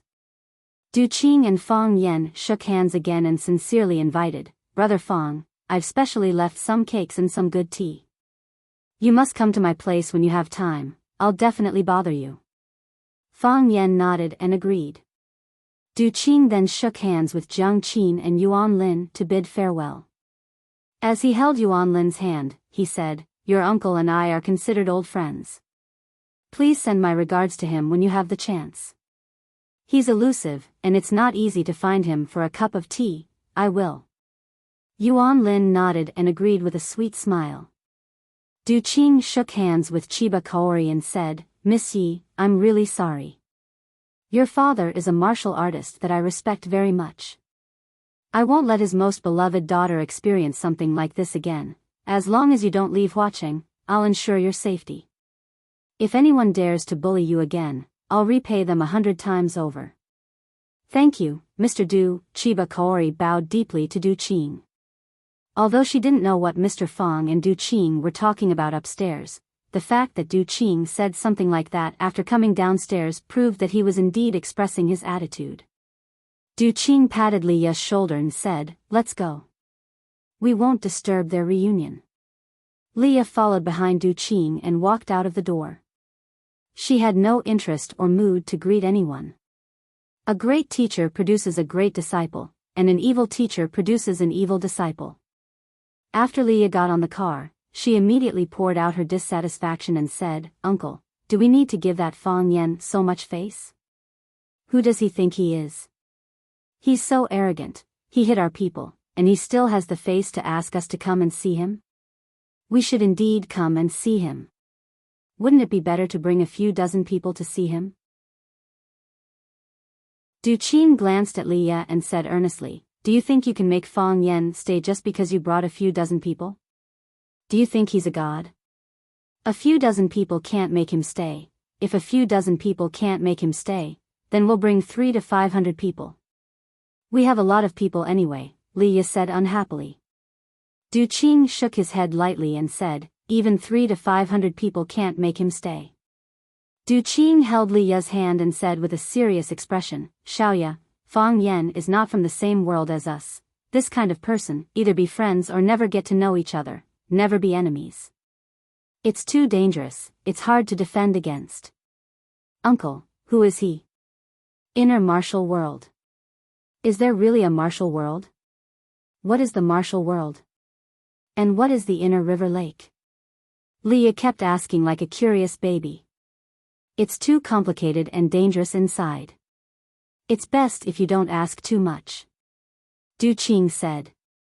Although Leah was full of questions, she couldn't do anything if her uncle didn't say anything. The current Fang Yan is no longer the Fang Yan of the past.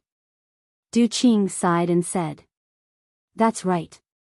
In the past, I thought he was cheeky and not too annoying. But now, he's simply an egomaniac. He's not an egomaniac.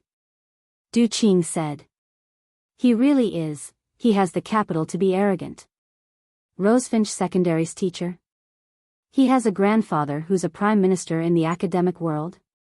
Du Qing shook his head and said, Fang Yan left watching for 3 years, so you stopped paying attention to him, or perhaps you've never paid attention to such a man. The current watching is a huge coliseum. There are 2 top-notch experts engaged in a bloody battle. One of them is Yanjing General Family's Jiang Junling. Jiang Junling from Jiang Junling? Leah was shocked. The other person is Fang Yan. Du Qing said. Fang Yan? What gives him the right? Leah asked in disbelief. It was not only Leah, this kind of news would be shocking to anyone. One was a school teacher, and the other was the future heir to Yanjing's richest family. Their status, wealth, resources, and connections were all unequal. It was like a battle between an ant and a giant elephant. How could an ant make a giant elephant tumble? Because he's Fang Yan of the inner society, because he's the major shareholder of Chaoyan Technology, because he owns 30% of Longtu Group's shares, because the 4 prodigies of Huacheng are under his tail, because Lanshan Valley was forced out of the family because of him. It's unknown whether Qiang Long Tan is dead or alive, but he might have died in his hands. Because of him, Jiang Fengxing was abandoned by his family and became a wandering soul in the sea. Longtu Group was torn apart, and Jiang Junling was forced to bow down to him by the power he created, and was bidden by him. This is Fang Yan, the young man you met just now. Tell me, what gives him the right? Leah was deeply shocked, her eyes widened and her mouth slightly opened. After being stunned for a long time, she cursed without a care for her image and said, F***CK, is this guy a pervert? He's so skilled, has such a powerful background, and his wealth is dozens of times more than ours. He didn't want to be a successful person in society, but went to be a school teacher. Is he crazy? Crazy. Du Qing smiled bitterly and said, Silly child, I don't know if he's a pervert or crazy, but if we want to be enemies with him, then we're all perverts and crazy. Du Chun, this idiot, Leah scolded angrily, of all people he could have provoked, why did he have to provoke Fang Yan? This time he kicked an iron plate, and one of his arms is gone. Can it really not be fixed? If it really can't be fixed, we can send it abroad to have a look. Du Qing's eyes became fierce, like an enraged old leopard, his voice cold and murderous as he said, I originally thought that since this matter has nothing to do with us, we'll be impartial and not offend anyone, but there are people who want to use us as a good card. They borrowed my hand. Du Qing, are they not afraid that I'll cut off the arm they stretched out?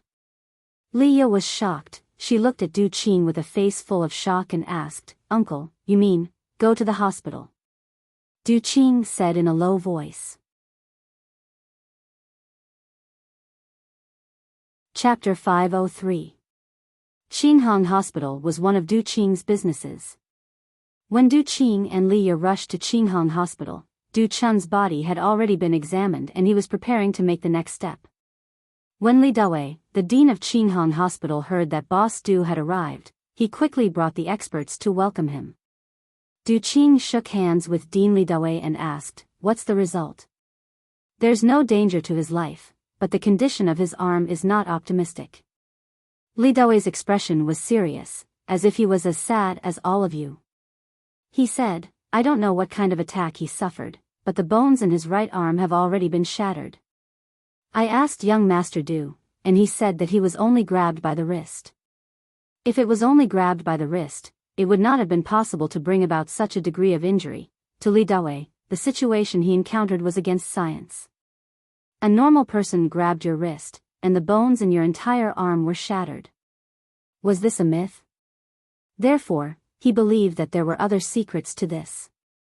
Du Qing glanced at Leah, making her realize how terrifying Fang Yen was. He knew that this kind of situation did exist. Is there any possibility of curing Qinghong? Du Qing asked. Li Dawei shook his head and said, when young Master Du just sent it over, I gathered the orthopedic experts from the hospital to diagnose it. After the examination report came out, we immediately held a meeting. Everyone's views were not optimistic, and the only conclusion they came to was amputation. Dean Li, is there really no other way? Leah asked anxiously. A perfectly fine person's arm was amputated. No one would be able to bear such a consequence. Miss Li, we've really tried our best. Li Dawei said. If we can't solve it here, what about abroad? Abroad. Is there any possibility of curing it? Leah asked. Li Dawei shook his head and said, the hope is very slim, because his bones are not broken, but shattered. If it's broken, we can repair it. A pile of shattered bones, whether it's at home or abroad, I'm afraid there's no mature treatment plan. We can also send the examination report to a few cooperating hospitals abroad to see their feedback. Du Qing nodded and said, do your best. We will. Li Dawei said as if he was promising. Du Chun was lying in the hospital's advanced ward. Because he had just been injected with painkillers, he had already closed his eyes and entered a deep sleep. However, his drowsiness was too shallow. When he heard the door open, he immediately opened his eyes and looked over. His face was pale, his hair was messy, and his eyes were bloodshot. Du Chun, who had always liked to dress in a British style, had fallen into such a haggard state in such a short period of time. He was about to face an even more difficult choice. Fate was really amazing. Uncle. Du Chun called out.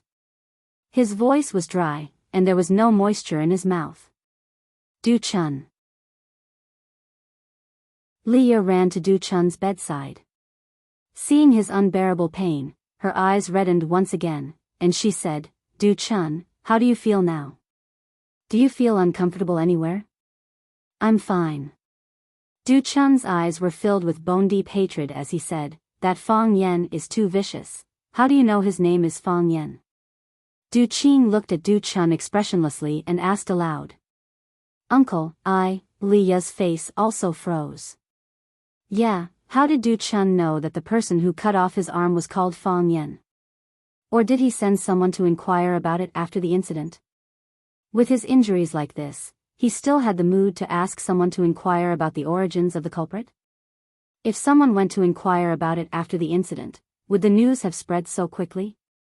The greater possibility was that Du Chun knew that the person was Fang Yen a long time ago, but he still went over recklessly, he said it himself.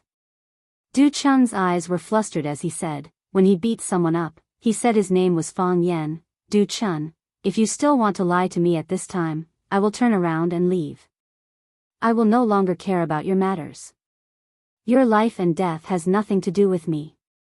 Du Qing said sternly. Uncle, I was wrong. Du Chun struggled to get up, but was pressed down by Du Qing and Leah. Du Qing patted Du Chun's shoulder and said, Du Chun, you're still young, and sometimes you don't know what's important. But now, you must tell me what happened.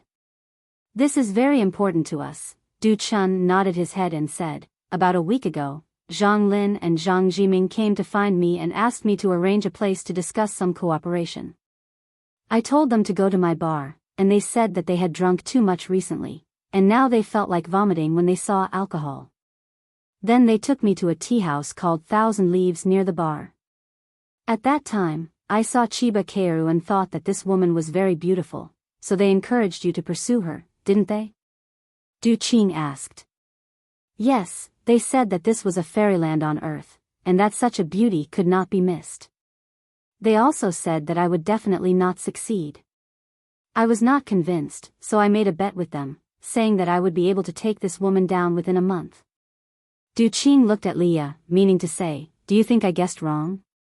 Leah was both angry and annoyed. She slapped Du Chun's head and scolded, Du Chun, you idiot. Have you never seen a woman in your life? They clearly treat you as a fool and set up a trap, waiting for you to jump into it. You are really not polite at all. Such a beautiful woman, with the Zhang brothers' moral character, why don't they do it themselves? Why did they have to think of a way to provoke you? Du Chun was shocked, and said, they deliberately tricked me?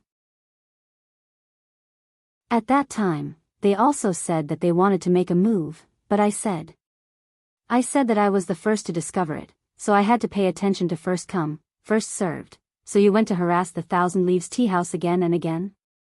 To pester Chiba Kaoru? Leah asked. Since the bet has already been made, I can't give up halfway. Furthermore, I've already boasted to them that if I can't even deal with a little curator of a tea house, I'll lose too much face in front of my friends. Leah laughed coldly again, and said, so, in order to not lose face in front of your friends, you would rather lose an arm? Du Chun's mood became irritable, and said, I didn't expect it either. I didn't expect it to end like this. I've already bribed the staff of the tea house. She will inform me at any time. I didn't expect him to be so vicious. I thought the people I brought would be enough to make him suffer. You just said the staff member who tipped you off was the woman you kicked and beat? Du Qing asked. How do you know? Du Chun asked in surprise. What was she doing when you came in? She was playing the zither with someone. Du Chun said.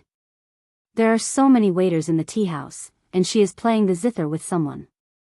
Are you talking about the zither in the corner? Du Chun nodded and corrected, yes, it's the zither. The zither is in the corner, and you are sitting on the big round table at the entrance of the tea house. Don't ask me how I know, because I saw blood on the floor of that table. In other words, you and that girl are sitting at the innermost part of the tea house, and the other is sitting at the outermost part of the tea house. Are there any other waiters between the two of you? Yes. There should be. Du Chun asked uncertainly. He wasn't a detail-oriented person. He just wanted to pick up a girl, so why would he need to pay attention to these things? Even if he did, he wouldn't care at all. They were just some insignificant people. What kind of storm could they cause? Don't you think it's strange? That girl was clearly playing the zither with someone, but when she saw you coming, she immediately came up to receive you. Furthermore, there are other staff members among you? This isn't the first time you've been to the Thousand Leaves tea house, and today isn't the first time you've lost your temper, right? Logically speaking, the staff of the tea house all know what kind of person you are. You brought a large group of people over to cause trouble, and as long as it was a normal person, they would deliberately avoid you and not want to get close to you. But she was the exact opposite. Not only was she not afraid, she even ran past the other staff members to receive them. Isn't this enough to make people suspicious? Du Chun was so shocked that he couldn't say a word. Being with his uncle constantly reminded him that he was actually a 100% idiot. There was no substance in the middle. Leah finally understood the cause and effect of the problem. She looked at Du Qing in shock and said, so, Fang Yan already knew that Du Chun and the staff member who was beaten up were acting. When he saw Du Chun make a move, he was unwilling to make a move, and instead sat there quietly waiting? With his ability, if he was willing to make a move, how could Du Chun have the chance to hurt him? Du Qing said. Is he really that smart? Lilia, Fang Yan is definitely the smartest person I've ever met. He's also the most vicious person. I'll remind you again, don't be careless. Du Qing's expression was more serious than ever. Do you think that Fang Yan crushed Du Chun's hand because he had already beaten up a staff member who he already knew was in cahoots with Du Chun? Do you think he made such a big commotion just to vent his anger for his student? He is warning Du Chun, warning me, warning us that there might be a mastermind behind us. I haven't seen him for 3 years, he doesn't know what happened, and he doesn't know if my choice and our power are still neutral. He's worried that I've already been roped in by someone, so he purposely let Du Chun do this, so he got someone to call me and ask me to meet him at the tea house. These words caused Leah to sweat profusely. She did not expect that there would be so much inside information hidden within. Compared to these people, Leah felt that her IQ was not enough. She swore in her heart that if anyone praised her for being smart again in the future, she would definitely pull out his tongue in anger. This was an insult. All the detail-oriented people in the world are bastards. Leah roared and cursed in her heart. After thinking for a while, he added, except for Uncle Du Qing. Chapter 504. Leah put away her pride and hatred towards Fang Yan and said, "So, when I stubbornly wanted to come to the hospital to visit Du Chun, you rushed to the Thousand Leaves tea house? Some misunderstandings are better solved earlier than later." Du Qing said, "If we were late, or if we didn't go, I'm sure Fang Yan would have made a move on us by now, right? What could be more important than this?" Du Qing looked at Du Chun and said, "Why can't you understand a situation full of flaws? Brother Zhonglin didn't come earlier or later, but at this time 3 years later, don't I find it strange?" Fang Yan had only returned to Huaqing for a few days, and those people had already sent you to him. Chiba Kori's father was the head of the Chiba military department. He was the sword god worshipped by the Japanese martial artists. He was a real god. If the news of his daughter being bullied in Huaxia spreads, Du Chun, how many heads do you think you have for them to chop off? Even if Fang Yan doesn't do anything, he only needs to pass this news to the Japanese. Du Chun, do you think our days will be peaceful in the future? What do you think those crazy Japanese swordsmen, what will they do? 100,000 men of sacrifice going to Huaxia, don't you think it's spectacular? Thinking of the suicidal attacks of the Japanese soldiers, Leah and Du Chun's hearts sank. It was too dangerous, too scary, too deadly. Who are these people? What were these people's hearts made of? With a casual move, they pushed people into a pit of fire. No, it wasn't just a pit of fire. This was a mountain of knives, a sea of swords, and the 18 levels of hell. In the past, Leah scoffed at the saying that a certain person could do anything with a flip of his hand. After this incident, she finally believed that there were people who could reach such a level. Fang Yan was like that, Du Qing was like that, and the person behind all of this was like that. With a glance or a move, they could bring people to heaven and send them to hell. They were all devils. Yes, complete and utter devils. If possible, Leah would never want to interact with such a person in her entire life. "Uncle, I don't understand. Why did those people target us? Why did they push us to the opposite side of Fang Yan?" Leah asked in confusion. "Because of those buckets of water," Du Qing said bitterly. "If they want to play chess with Fang Yan and want to win the game, then they will have to play chess with him. Of course, we have to do a detailed investigation on Fang Yan and the people around Fang Yan. We send water to Fang Yan's grandfather, Lu Gong, every month, so they will naturally suspect that we have a close relationship with Fang Yan. 3 years ago, Lu Gong brought Fang Yan to visit Du Qing. Or rather, he was looking for trouble. In the end, Du Qing cleverly resolved it. Not only did he appease Elder Lu's anger, but he also managed to obtain one of Elder Lu's paintings with the help of Fang Yan. In order to thank Lu Gong for giving him the ink, Du Qing would visit Lu Gong's house every New Year's Day and other festivals. And the water that Hu Pu Quan brought back was 4 times a month, and it had not stopped for 3 years. Those people who had grasped this situation would naturally suspect the relationship between Du Qing and Fang Yan. They would even mistakenly believe that the reason why Fang Yan was able to find Jiang Longtan and Jiang Fengxing's ship so smoothly in the vast sea was because of the Qing gang.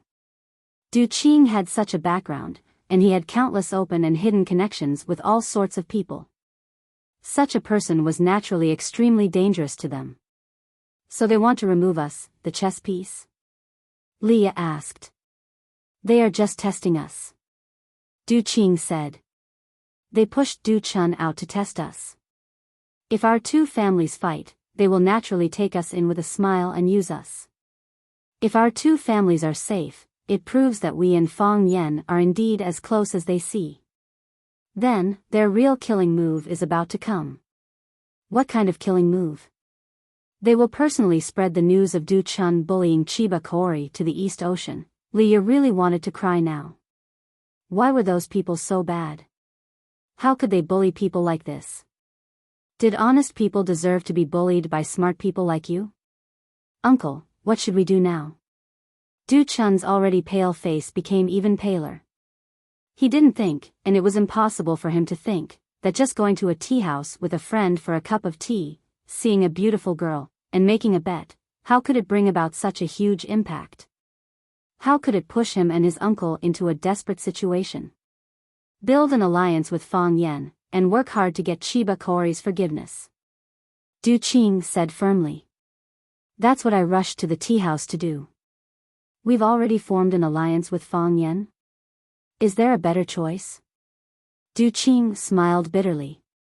Is it better for us to face those crazy death warriors alone, or is it better for us to face them together with Fang Yen? Chiba Kaori is Fang Yan's student, and it seems like they have a good relationship. Why would Fang Yen help us? Because it was the Fang family who killed Chiba Kaori's father. Du Qing said in a heavy voice, no matter what the reason is, the East Ocean people will put this hatred on Fang Yen. Fang Yen is their longtime enemy. So, he doesn't care how many East Ocean swordsmen he offends. We were born to work together. When he asked to meet, I had no reason to refuse. It was Leah's first time hearing so many secrets, and she found it hard to digest. Chiba Kaori is Fang Yan's student, and Fang Yan's family killed Chiba Kaori's father? But why does it seem like they have a good relationship? She said one bad thing about Fang Yen, and 3 women attacked her, including the woman who killed her father, Chiba Kaori. It didn't seem like there was any deep hatred between them. What kind of strange world is this? No matter how we deal with this, we're the biggest losers. Du Qing's face was covered with a layer of haze as he said, Fang Yen lost, but he won our full support. We lost, and not only did we have to choose a side, but we also have to face unpredictable risks. The people behind all this, they're the biggest winners. With just a flick of their fingers, they pushed Fang Yen to the front of countless Japanese warriors of sacrifice once again. They put us in a difficult situation, and we might face a destructive attack. The mastermind, the man who played chess with Fang Yen? Leah asked through gritted teeth. Du Qing didn't answer Leah's question, but looked at Du Chun and sighed softly, saying, take this arm as a lesson. After you recover, go back home, and don't come back for 3 years. Uncle, my business, leave your business to Leah to manage, and all the income will be transferred to your account. Why? You still don't trust Leah? Uncle, I don't want to go back home. Let me stay in Huacheng. I promise I won't cause any more trouble. If you don't cause trouble, trouble will cause trouble for you. Du Qing sighed softly and said, put me on the fire to roast under my butt, and also put you guys on the fire to roast. Uncle, it's decided, Du Qing said with a strong attitude. Little Ya also reduced the number of times she goes out, and try to let her subordinates handle the matters under her jurisdiction. He knew better than anyone that the future Huacheng would be a reshuffled Huacheng. The Jiang family might be eliminated, but it might rise again. The Lan family would split, and would the old die or the new be established? The Mei family would remain independent, but could they always refuse to get involved? And the Lu family, would they really follow Fang Yen sincerely, or was it just Lu Shu's decision? As for the other observers, who would they place their bets on? Since he had formed an alliance with Fang Yen, he could only do his best to help Fang Yen achieve the final victory. Fang Yen, would he really not disappoint? After working hard in society for decades, Du Qing started to feel that he couldn't see the situation clearly. I understand, Leah agreed. After knowing how cunning those people were, and also understood how strong they were, she couldn't even think of fighting them. This world still belonged to smart people. I'm going back to the countryside to farm. Du Chun knew that he couldn't hold on any longer, so he could only accept his uncle's arrangement. Du Qing patted Du Chun's head and said, your hand might not be able to keep it, be mentally prepared. Du Qing turned around and left, while Leah stayed behind to take care of Du Chun. Sis, I really can't keep my hand? Du Chun asked sorrowfully. Leah nodded and said, finally, your life is saved. Du Chun, you really got into big trouble this time. The tea was already in its third brew, and it wouldn't taste too good if it continued. Instead, it would ruin the beauty left behind. Fang Yen looked at Chiba Sun and said, it's good to see that you're fine. Since we found a place today, we might come here often to drink tea in the future. We'll be leaving first, the two of them still have to catch a flight later. Chiba Sun immediately stood up and bowed deeply to Fang Yen, saying, thank you, Mr. Fang. If you hadn't appeared in time today, the Chiba tea house might have been destroyed by them. It started because of me. Why are you thanking me? Fang Yen shook his head and said, I was the one who brought you trouble. But don't worry, something like this won't happen again. You have to be careful too. If you encounter anything that you can't solve, you can call Mr. Du or contact me anytime. As Fang Yen spoke, he took out his phone from his pocket and handed it over, saying, save your number. Chiba Sun's eyes were filled with doubt, but she quickly understood. She shouldn't think about things that she couldn't understand. Let nature take its course and follow her heart. Chiba Sun didn't reject Fang Yan's good intentions. She took Fang Yan's phone and saved his number, then dialed her own number. If there are any Japanese friends who came from afar, please send my regards to them, Fang Yan said. He turned around and walked outside. Mr. Fang, Chiba Sun shouted. Fang Yen turned around. This isn't fair to you, Chiba Sun said. Is there anything fair in this world? Fang Yen smiled and said, don't ask that injured employee to come back to work anymore. Chiba Sun's eyes instantly became clear, and there was an unconcealable anger on her face. Chapter 505. Jiang Qin and Yuan Lin didn't understand what they were talking about, but they knew it must be very bad. Because they found that Fang Yan's eyes were very lonely and his smile was very bitter. Mr. Fang, are you okay? Jiang Qin asked with concern. I'm fine. Fang Yan smiled and shook his head. Am I not fine? It's good that you're fine, Yuan Lin said. They were worried, but Fang Yan didn't want to tell them the truth, and they didn't know how to comfort him. Fang Yan invited them to lunch, but the two girls refused. They got up in the morning and ate a lot of desserts in the hotel restaurant. Now they couldn't eat anything. Fang Yan sent them to the hotel door, and then the two girls went back to their room to pack their luggage. They were going to the airport in a while. After Jiang Qin got out of the car, he rushed up and hugged Fang Yan. He said, Mr. Fang, be happy forever. After that, he turned and ran toward the magnificent hotel lobby. Yuan Lin opened her arms to Fang Yan and said, I want one too. Fang Yan hugged Yuan Lin and said, you two should be careful. Mr. Fang, don't worry. We will take good care of ourselves, Yuan Lin promised. When the two girls' figures disappeared, Fang Yan drove the car away. The phone in his pocket rang. Fang Yan glanced at the caller ID. It was Lu Chaoga. Fang Yan answered the phone and asked with a smile, what's the matter? Are you coming back for lunch? Lu Chaoga asked. I'm on my way back, Fang Yan said. It was lunchtime now, and there was nothing to do back at school. It was better to go back and make lunch for Lu Chaoga. I see, Lu Chaoga said. After hanging up, Fang Yan was slightly stunned and then put his phone away. When Fang Yan returned to Lu Chaoga's villa, Lu Chaoga was in the kitchen cutting vegetables for cooking. Fang Yan said that he was on his way home, so she prepared lunch at home.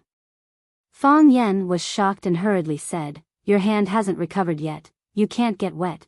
As he spoke, he tried to grab the knife in Lu Chaoga's hand. Lu Chaoga turned around and said with a smile, it's not that precious, nothing will happen, Lu Chaoga exclaimed in a low voice. When she turned around, the knife in her hand did not stop, and she accidentally cut a wound on her hand. Fang Yan hurriedly walked over and took the kitchen knife away from her hand. Looking at the blood flowing out of her finger, he frowned slightly and put her finger in his mouth. Lu Xiaoga did not expect Fang Yan to react like this. Her body was stiff, and her cheeks were as red as a ripe tomato. A stream of sweet blood flowed into his mouth, and Fang Yan swallowed it. He took out Lu Xiaoga's finger, looked at Lu Xiaoga and said, "It's a small cut, it's not deep. Wait in the living room, I'll get some ointment for you."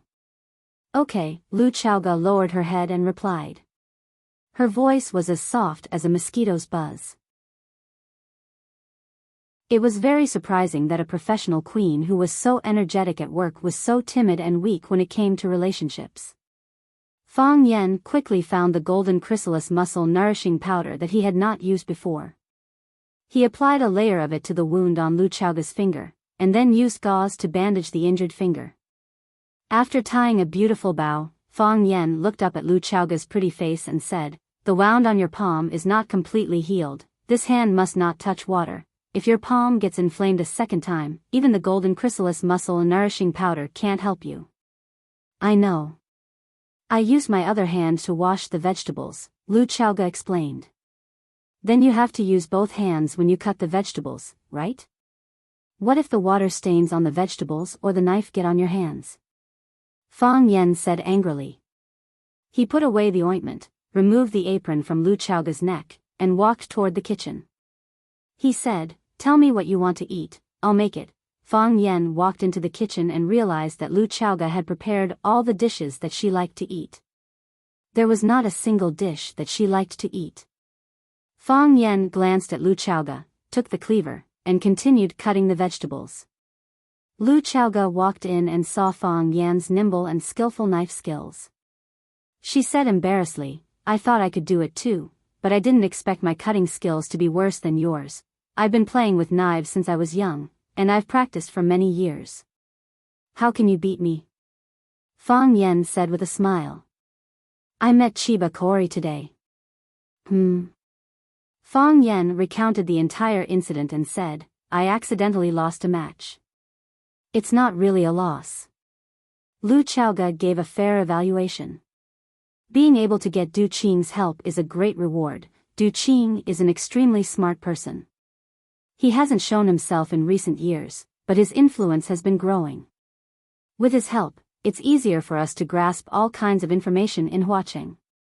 We're too weak when it comes to intelligence. We still lost. Fang Yan sighed. Chiba Kaori died in battle, and the East Asians are filled with hatred. I've been in Swallow Dock for 3 years, and the East Asians have finally shifted their attention. Now that he's pushing me out again, pushing me in front of the East Asians, there'll be some unnecessary trouble. Moreover, Du Qing and the others are in an even more dangerous situation. They enjoy the help of others, but they also have to bear the responsibility of protecting others. Now that we've allied with Du Qing's troubles are also our troubles. Du Qing isn't weak. As long as he doesn't leave Huaqing, he's more than capable of protecting himself." Lu Xiaoga crossed her arms and pondered. "It's just that his opponent is too scary. He can make us so miserable with just one move." This time, his evil plan succeeded. What more dangerous methods will he use next time? The enemy is in the dark, and we're in the light. It's really hard to guard against. Fang Yan sneered and said, "Who said the enemy is in the dark, and we're in the light? They're the same as us, in the light, at least, from today onwards. As long as he's still in Huaqing, as long as he hasn't left, their whereabouts will definitely be under our eyes. Du Qing isn't someone to be trifled with. He's suffered such a big loss today, so he'll naturally think of a way to get justice for his nephew. I believe in his ability and wisdom. We still have to be careful." Lu Xiaoga stood behind Fang Yan and watched him hunch his back slightly while cutting vegetables. Her heart was full of pity and heartache. This young man, the opponent he faced was too strong, and the burden he had to bear was too heavy. She really wanted to press her body against him, to reach out and hug him tightly in her arms. She felt her breathing quicken, and she felt her heartbeat quicken. Her body's fragrance secreted more and more, and there was even a thin layer of sweat flowing out. She was wet. The t-shirt under the jacket and the underwear underneath were all soaked with nervous sweat.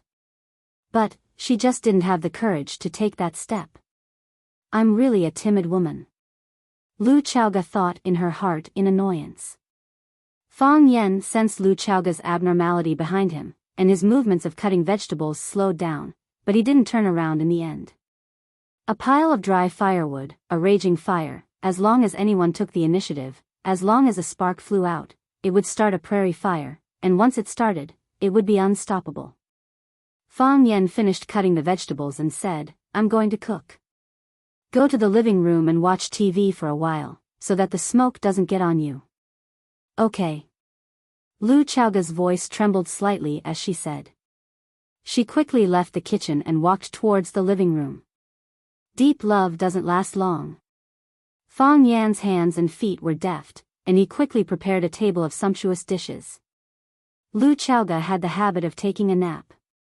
After lunch, Lu Chaoga went upstairs to rest, and Fang Yan cleaned up the dishes. After finishing the work at home, Fang Yan sat on the sofa for a while in a daze, but he still decided to drive to school. There was only Baldy on duty in the security booth. Fang Yan asked where the others went. Baldy said that the freshmen were in military training, and the others were patrolling the school's big field to prevent students from fainting from heatstroke or other emergencies. Fang Yan filled his teacup with tea and said, if that's the case, then I'll go to the field. Go, go. Baldy said with a smile, since you took care of those gangsters, no gangsters dared to come to our school to cause trouble. It's safe here, and nothing will happen. Although Fang Yan was no longer a teacher, he also knew that Rosefinch Secondary recruited 16 classes this year, and each class had 45 students. It couldn't be helped. As the reputation of Rosefinch Senior High School became more and more prominent, more and more parents wanted to send their children here to study. Moreover, in order to achieve this goal, they really didn't care about the cost. If it wasn't for Zhong Dai's strict control and stubbornly guarding the academic performance, Rosefinch would have recruited 100 classes. No matter how poor they were, they couldn't be poor in education. No matter how hard it was, they couldn't let their children suffer. The old man's words were the most thoroughly implemented in this society. Each class had a square formation, and 16 classes meant 16 square formations. Of course, during military training, boys and girls still had to be separated. Because of the difference in physical fitness, the training intensity was also different. The facilities of Rosefinch Secondary were still very good. There were 2 standard football fields, plus more than a dozen basketball courts, which was enough to accommodate the freshmen and the military training instructors transferred from the surrounding armed police force. The afternoon sun was very hot, and it burned people's faces. Fang Yan wasn't afraid of the sun, but he didn't like it to tan him, so he deliberately walked under the shade of the trees. Why aren't you in military training? Which class are you in? A rough voice shouted at Fang Yan. Chapter 506. In order to avoid military training, the students used all kinds of skills and means. Some people asked for period leave, some asked for sick leave, and some said that their parents suddenly passed away. In fact, their grandmother had passed away several years ago. Some people fainted while standing, and some people ran away while practicing. Therefore, the military training instructors and counselors of each class took turns to closely monitor the students to prevent any fish from escaping the net. It was time for military training. The young guy, Fang Yan, appeared in the shade of the trees next to the school. The nearby drill instructor saw him and thought that he was a student who couldn't stand the hardship and was ready to escape, so he shouted at him from a distance. Fang Yan looked around and made sure that there were no other students who skipped class around him. Then he said, I'm not a student. I'm the school's security guard. Ha ha ha. There was a roar of laughter from the students. The laughter was crisp and clear. It was a group of girls. The drill instructor looked at Fang Yan and shouted, why aren't you wearing a security uniform? Come here and take 2 steps. I want to see if you are a real security guard or a fake security guard, a real Li Kuei or a fake Li Gui. Fang Yan had no choice but to walk toward the military training group with a teacup in his hand. The students were wearing military green uniforms and green hats. From a distance, it was hard to tell whether they were men or women. Looking closely, he found that all the students looked the same. Didn't someone say it on the internet? A girl who could stand out from the rest of the military training team was a true beauty. Every freshman season, there would be a lot of photos of beautiful girls on the internet. Of course, many of them were deliberately hyped up. Fang Yen really found a girl who stood out. It was Su Qi, who was standing in the first row of this group. Su Qi saw Fang Yen and greeted Fang Yen happily. She said, "Mr. Fang, why are you here?" "Mr. Fang?" Everyone looked at Fang Yen with puzzled eyes. Is this guy really a teacher? Didn't he say he was a security guard? Moreover, Su Qi actually knew this guy. Beautiful women always attracted more attention. Even though it had only been a few days since school started, Su Qi was already quite popular among the students of Rosefinch Secondary. The number one beauty of the new students, the number one beauty of Rosefinch, and countless other titles were superimposed on her. Every day, there were countless boys who came to the phalanx or went to the classroom to peep at her. Whether it was the boys or the girls, or the teachers and instructors, they all knew of Su Qi's existence. Now that Su Qi took the initiative to greet a small security guard, it was indeed surprising. Fang Yen originally wanted to take a look from afar. He didn't want to get close to that team or provoke anything. He had long since realized that he had a mocking face, and anyone who saw it would want to slap him a few times. But now that Su Qi had taken the initiative to greet him, it would be rude of him not to respond. Therefore, Fang Yen smiled at Su Qi and said, "I'm just walking around." Su Qi's next words pushed Fang Yen to the heart of the storm. She smiled sweetly, and the military uniform and the green hat that didn't fit Fang Yan's aesthetic standards couldn't hide her flowery smile. She said to Fang Yen, "Mr. Fang, wait for me for a moment.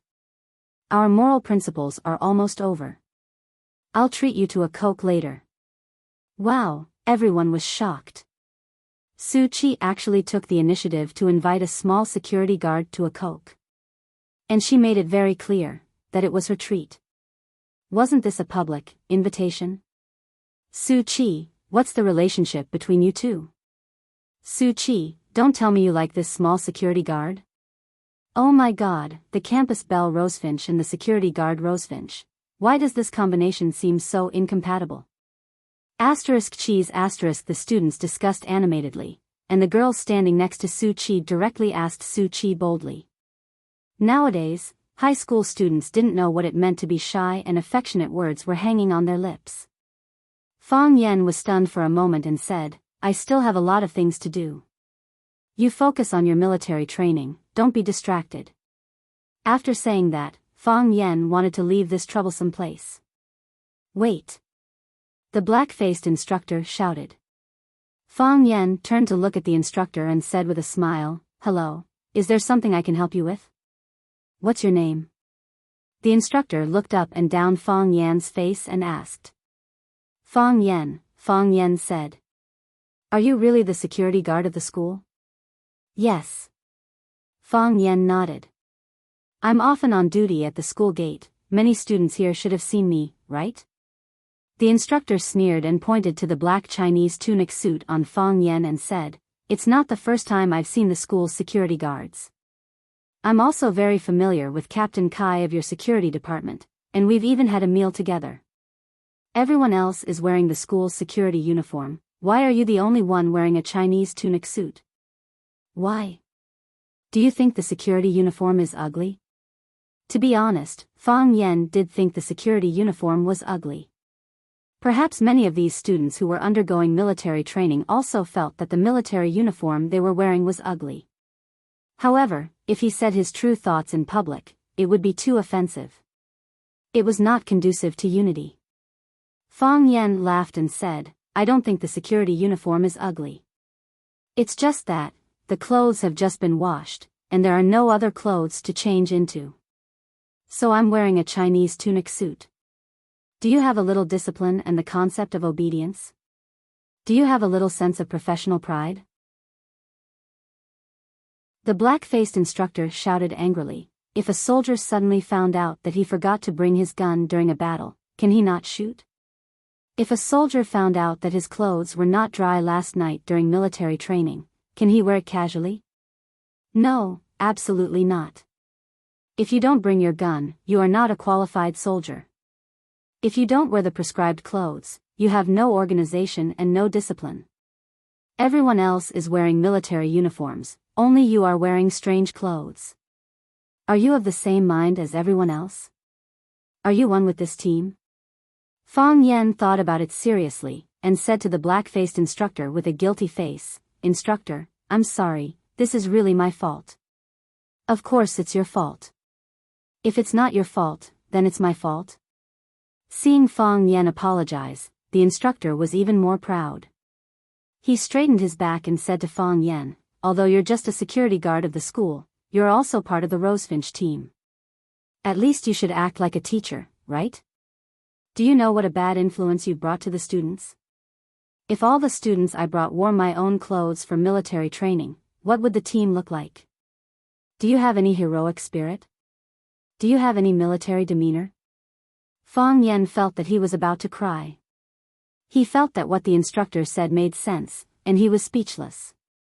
So Fang Yan apologized to the instructor again and said, "Instructor, I'm sorry, this is really my fault. I have no organization and no discipline, and I dress too independently." Then he said to the students who were in military training, "Students, I'm a bad role model. You must not learn from me. Since it's military training, you should act like a soldier. Don't think that your clothes are ugly, don't think that your hats are an eyesore, don't think that your hats cover your bangs and crush your carefully styled hair. No, a man who bleeds is the most handsome, and a woman who sweats is the most beautiful. You have abandoned the beauty of gentleness and have the beauty of toughness that is even rarer." Fang Yan felt that he had stirred up enough. He smiled awkwardly and said, "Students, you continue with your military training. Military training is very necessary. I won't disturb you anymore." The black-faced instructor's face looked better. He even knew how to joke with the students. He said with a smile, "Military training is indeed very necessary. It will let the students have profound knowledge and a strong body. In any case, there's no need to stay in school to be a security guard after graduation, right?" The girls giggled again, as if they had heard a very funny joke. The smile on Fang Yan's face froze. Fang Yan turned to look at the black-faced instructor and said, "As a security guard, I'm not qualified. Because I dress independently, because I work carelessly, and even often skip work. But the profession of security guard is equally great. They are as great as the profession of a soldier." The black-faced instructor looked at Fang Yan with a somewhat unfriendly gaze and said, "You think security guards are as great as soldiers? Are you out of your mind?" Fang Yan shook his head and said, "Great people have said that there is no distinction between high and low professions. Why do you think that in your eyes, soldiers are greater than security guards? Soldiers are great. They are well organized and well trained. When the country needs them, they will shed their blood to defend the frontier. Soldiers are the backbone of a country. If the backbone is not broken, the country will always be prosperous and healthy. However, security guards also have their own professional characteristics.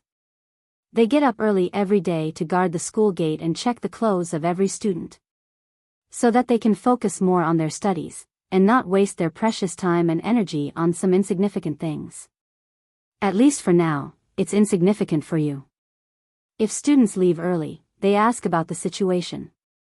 If students are late, they give a warning. With their existence, students will understand the concept of time better. When you enter society, you will understand how valuable a good habit of punctuality is. If a student encounters a problem, they stand up in time to help. If a student encounters danger, they use their own bodies to block in front of them." Just now, the instructor mentioned Captain Kai. Captain Kai has another nickname, Baldy. Perhaps you new students don't know him yet, but you will definitely know him in the future. Because, batch after batch of students accidentally dropped their belongings in Sparrow River, it was Baldy and the others who jumped into the water to retrieve them.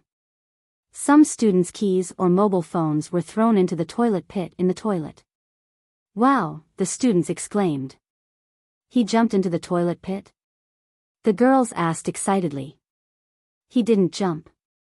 Fang Yen said, he was too fat, so he got stuck and couldn't jump.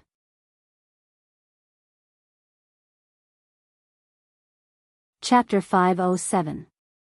Che. The girls were full of disdain. What kind of people are they? They thought that Baldy jumped into the cesspit to help the students get their cell phones and keys.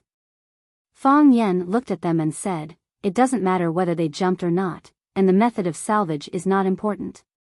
What's important is that they are selflessly contributing. When you are in need, they stand up, they are on duty during the day to ensure that the students can concentrate on their studies in a quiet and peaceful campus. They are on duty at night because they are worried that something unexpected will happen. In the past, there were often hooligans who came to the school gate to make trouble. Who blocked them outside? There were students with appendicitis at 2 or 3 o'clock in the morning.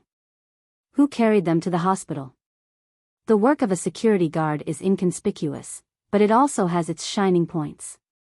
The work of a security guard is trivial and tedious, but it is also essential. Different professions have different nature of the profession.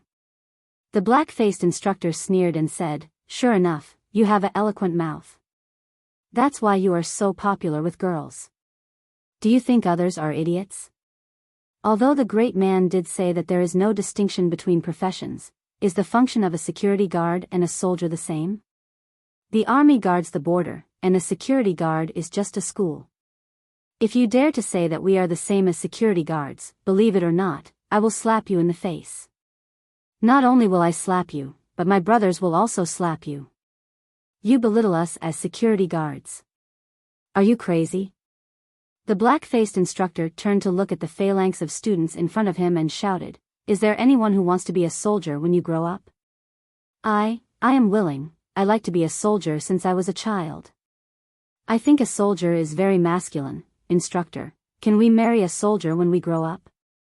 The black-faced instructor glanced at Fang Yen coldly and said, is there anyone who wants to be a security guard when you grow up? The students laughed out loud. This question was too funny. At their age, it was the bravest time to be fearless. They were full of fantasies about life, full of confidence and hope for the future. They wanted to be successful businessmen, world-class scholars, writers, directors, stars, celebrities. At the very least, they wanted to open a flower shop and become a small owner of a coffee shop. Become a security guard? Was the instructor joking? Instructor, this question is very difficult for us to answer. We just felt that security is actually not bad, but we still don't want to be security guards. That's right, who would want to be a security guard? It's so ugly to wear such clothes to patrol every day. I've never thought of finding a boyfriend who's a security guard. If it's a gathering of friends and they ask what your boyfriend does, how are you going to tell them? Fang Yen wasn't angry when the students said that they didn't want to be security guards. When he was this age, he had never thought of becoming a security guard. Fang Yen looked at the students who were laughing and teasing and said with a warm voice, I just want to tell you that it's not easy being a security guard. They were not paid much, but they did a lot of things. Security guards are the same as soldiers and other professions. As long as they don't break the law, don't make mistakes, and perform their duties within the scope of their profession, it's still a good job. You said that you want to be a soldier, and I support you 1,000,000 times. My best brother became a soldier and fought in the most dangerous places in the country. The black-faced instructor sneered. He didn't believe what Fang Yen said at all. I hope that there will be no war in the country and the world will be peaceful, but this wish is difficult to achieve. Therefore, our country needs such warriors, heroes who are willing to risk their lives. I can completely understand that you don't want to be a security guard and don't want to marry a security guard. When I was the same age as you, I wanted to be an assassin, waiting for the girl next door to grow up. I wanted to be a close bodyguard for the daughter of a rich man, leveling up and killing monsters all the way to become the son-in-law of their family. I wanted to learn Chinese medicine and become a genius doctor who won the Nobel Prize in medicine. I wanted to act and become the godfather of the entertainment industry. However, when I was young, I didn't want to be a teacher or a security guard. In the end, I chose these two professions, and I'm willing to accept it. Because they are quiet, because they don't compete with others. In my current state of mind, I really need to calm myself down. I like this kind of seemingly idle work. So, I sincerely wish you all a greater future and a brighter and more brilliant future. Even geese leave a sound when they pass by, and people leave their names when they pass by.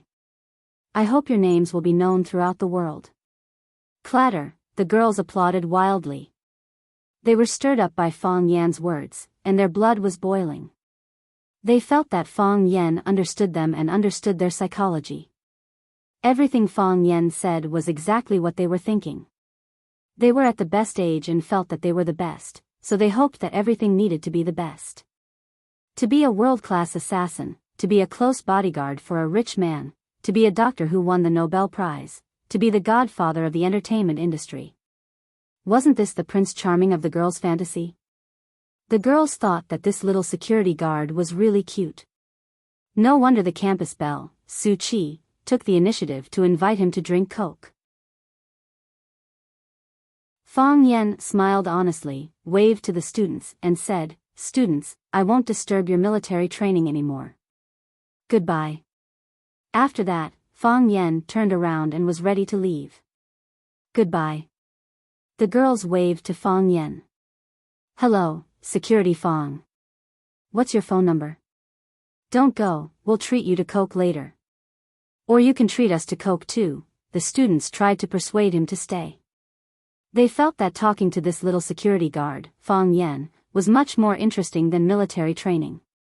With him around for a while, they didn't feel that the sun was scorching above their heads, nor did they feel that their legs were trembling. Time seemed to pass a little faster than usual. Su Chi squinted her eyes at Fang Yan, and said aloud, "Mr. Fang, what if someone is willing to marry a security guard?" Wow, the audience was shocked.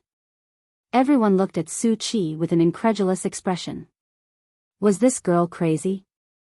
If it was just a misunderstanding, everyone thought that Su Chi had some feelings for Fang Yan, perhaps the two had some relationship in some way, and had some interaction. Now she shouted in public that she wanted to marry a security guard.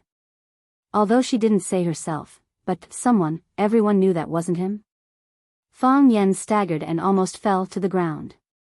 He couldn't answer this question, so Fang Yan prepared to run faster. Shut up, all of you. The black-faced instructor roared. What's with all the noise? Do you still look like a student? Do you still look like a military training student? Are you still in military training or asking for sex? Don't you have any shame? The black-faced instructor pointed at Su Chi and shouted, "You, step out." Su Chi stepped out. Run 20 laps around the field. You're not allowed to eat until you finish. Ah, the students exclaimed. With their physical strength, running 2 or 3 laps was already their limit. If they were asked to run 20 laps, would they still be alive? This was clearly corporal punishment for Su Chi. Su Chi's expression changed, and she asked aloud, "Instructor, I want to ask why." "Because I'm the instructor, and because you're a student in military training." The instructor roared at Su Chi with a black face, "Do you hear me? Run immediately. Otherwise, you'll have to stand under the sun for as long as you can. That's when you're done." "Instructor, I can't run." Su Chi said. "What? You think you're a girl? You think I can't punish you if you stand there and don't run? Let me tell you, I've seen this kind of trick many times. You're not going to run, right? Fine." The instructor turned to look at the students and roared, "You're a team, a collective. Her mistake is your collective mistake. If she doesn't want to run, then you'll have to stand with her. Cancel the intermission, cancel the dinner. When she starts running, when she finishes running, that's when you can rest and eat." Ah, the students screamed even more miserably. Their bodies were already exhausted, and they clenched their teeth and persevered just for the intermission. Now that the intermission and dinner were cancelled, how could they bear it? How was he going to let them live on? Fang Yen couldn't take another step. After a moment of hesitation, he walked back step by step. He walked in front of the instructor and said with a smile, "Instructor, isn't this physical punishment a bit too heavy? They're all girls, and their bodies might not be able to bear it. It'll be bad if something happens to them. Neither of us can get away with it, don't you think so?" With Fang Yan's persuasion, the black-faced instructor became even angrier. He shouted at Fang Yan with a stern face, "Are you the instructor or am I the instructor? Are they your soldiers or mine? Are you the only one who knows how to be gentle? Are you the only one who knows how to plead for them? Is this how you pick up female students? How can there be someone like you in Rosefinch Secondary? If I were the school's leader, I'd be the first to fire you." Fang Yan nodded and said, "Some of the students' words are inappropriate, but they don't mean it. How about, instructor, you forgive them this once?" "No." The black-faced instructor refused. "They have to run. This really won't do, it's fine if they don't run." The black-faced instructor looked at Fang Yan and sneered, "If they don't run, you run. Don't you like to be gentle with girls? Don't you like to pretend to be a lover in front of girls? If you're so sorry for them, you should run the 20 laps for them." Fang Yan was stunned for a moment and said with a smile, "Thank you for making an exception, instructor. I'll run for them now." "This guy is sick," the black-faced instructor said mockingly.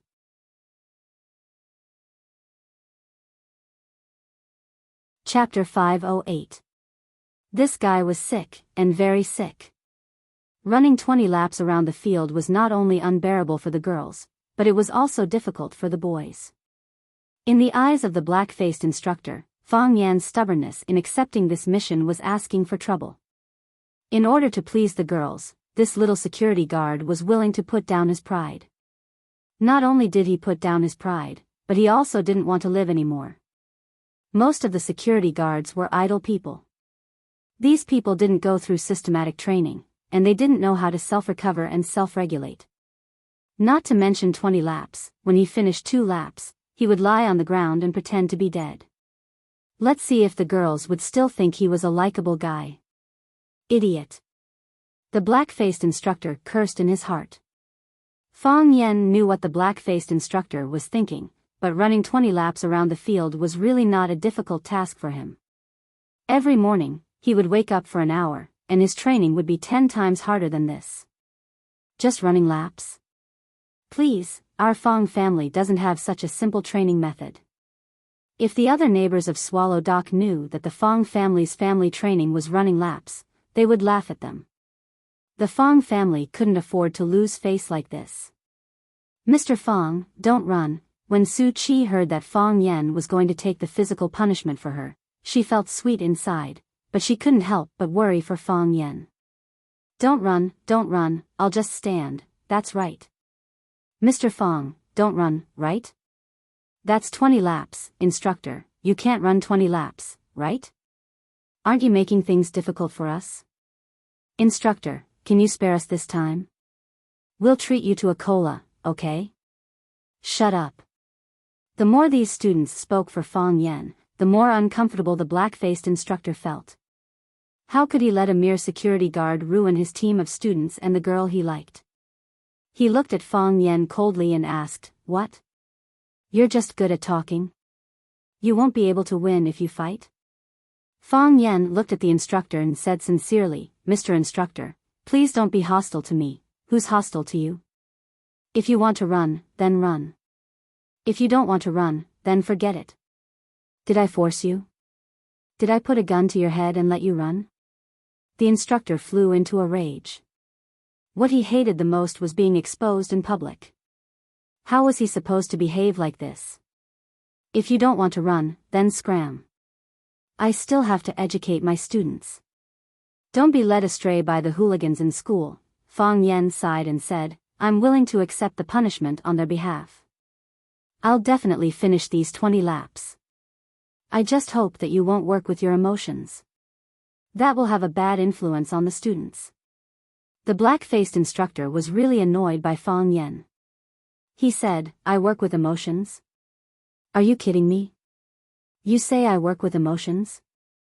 Why am I working with emotions? What kind of emotion did I bring to work? You have to make it clear to me today. Fang Yan interrupted the instructor and said, will this matter be settled after I finish the 20 laps? Yes. Fang Yan pointed at Su Qi and said, doesn't she need to stand as punishment?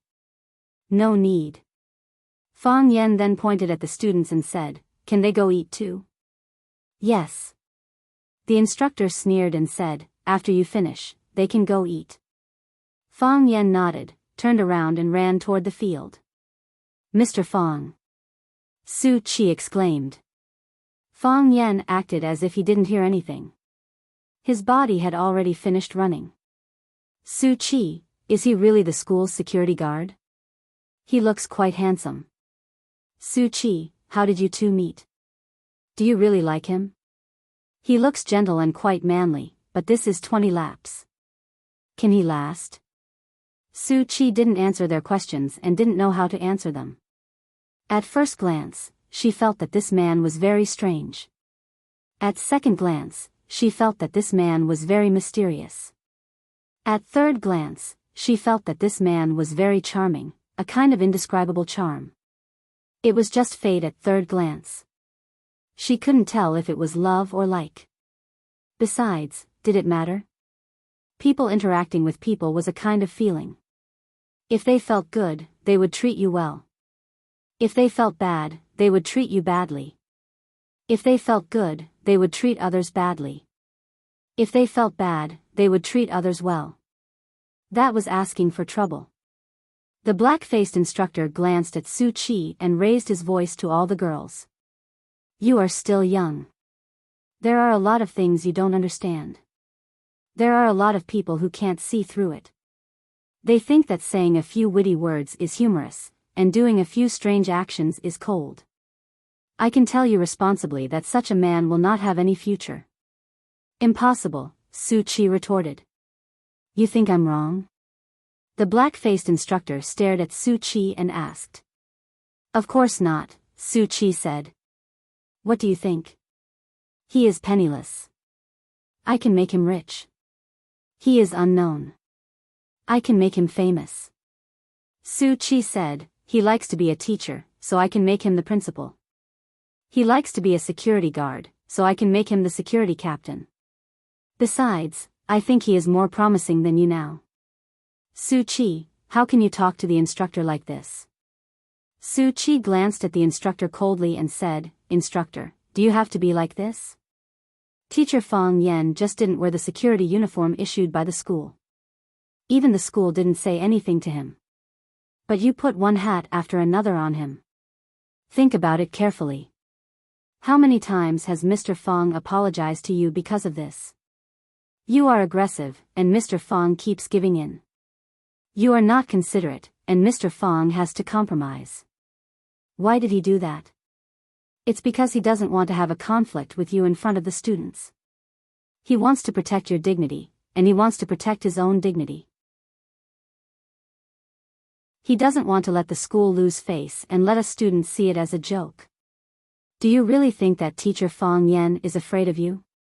Why is he afraid of you? Is he afraid of your fist or is he afraid of your power? When you compare with him, it's clear who is better. You still have the nerve to say that he won't be successful in the future?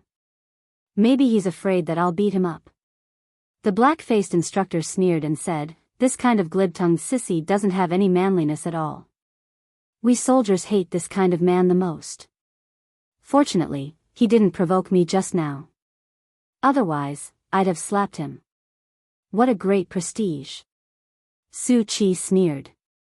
The school invited us to come here to train your physique and cultivate your brave heart. Is this brave heart? Is it bullying people with martial arts?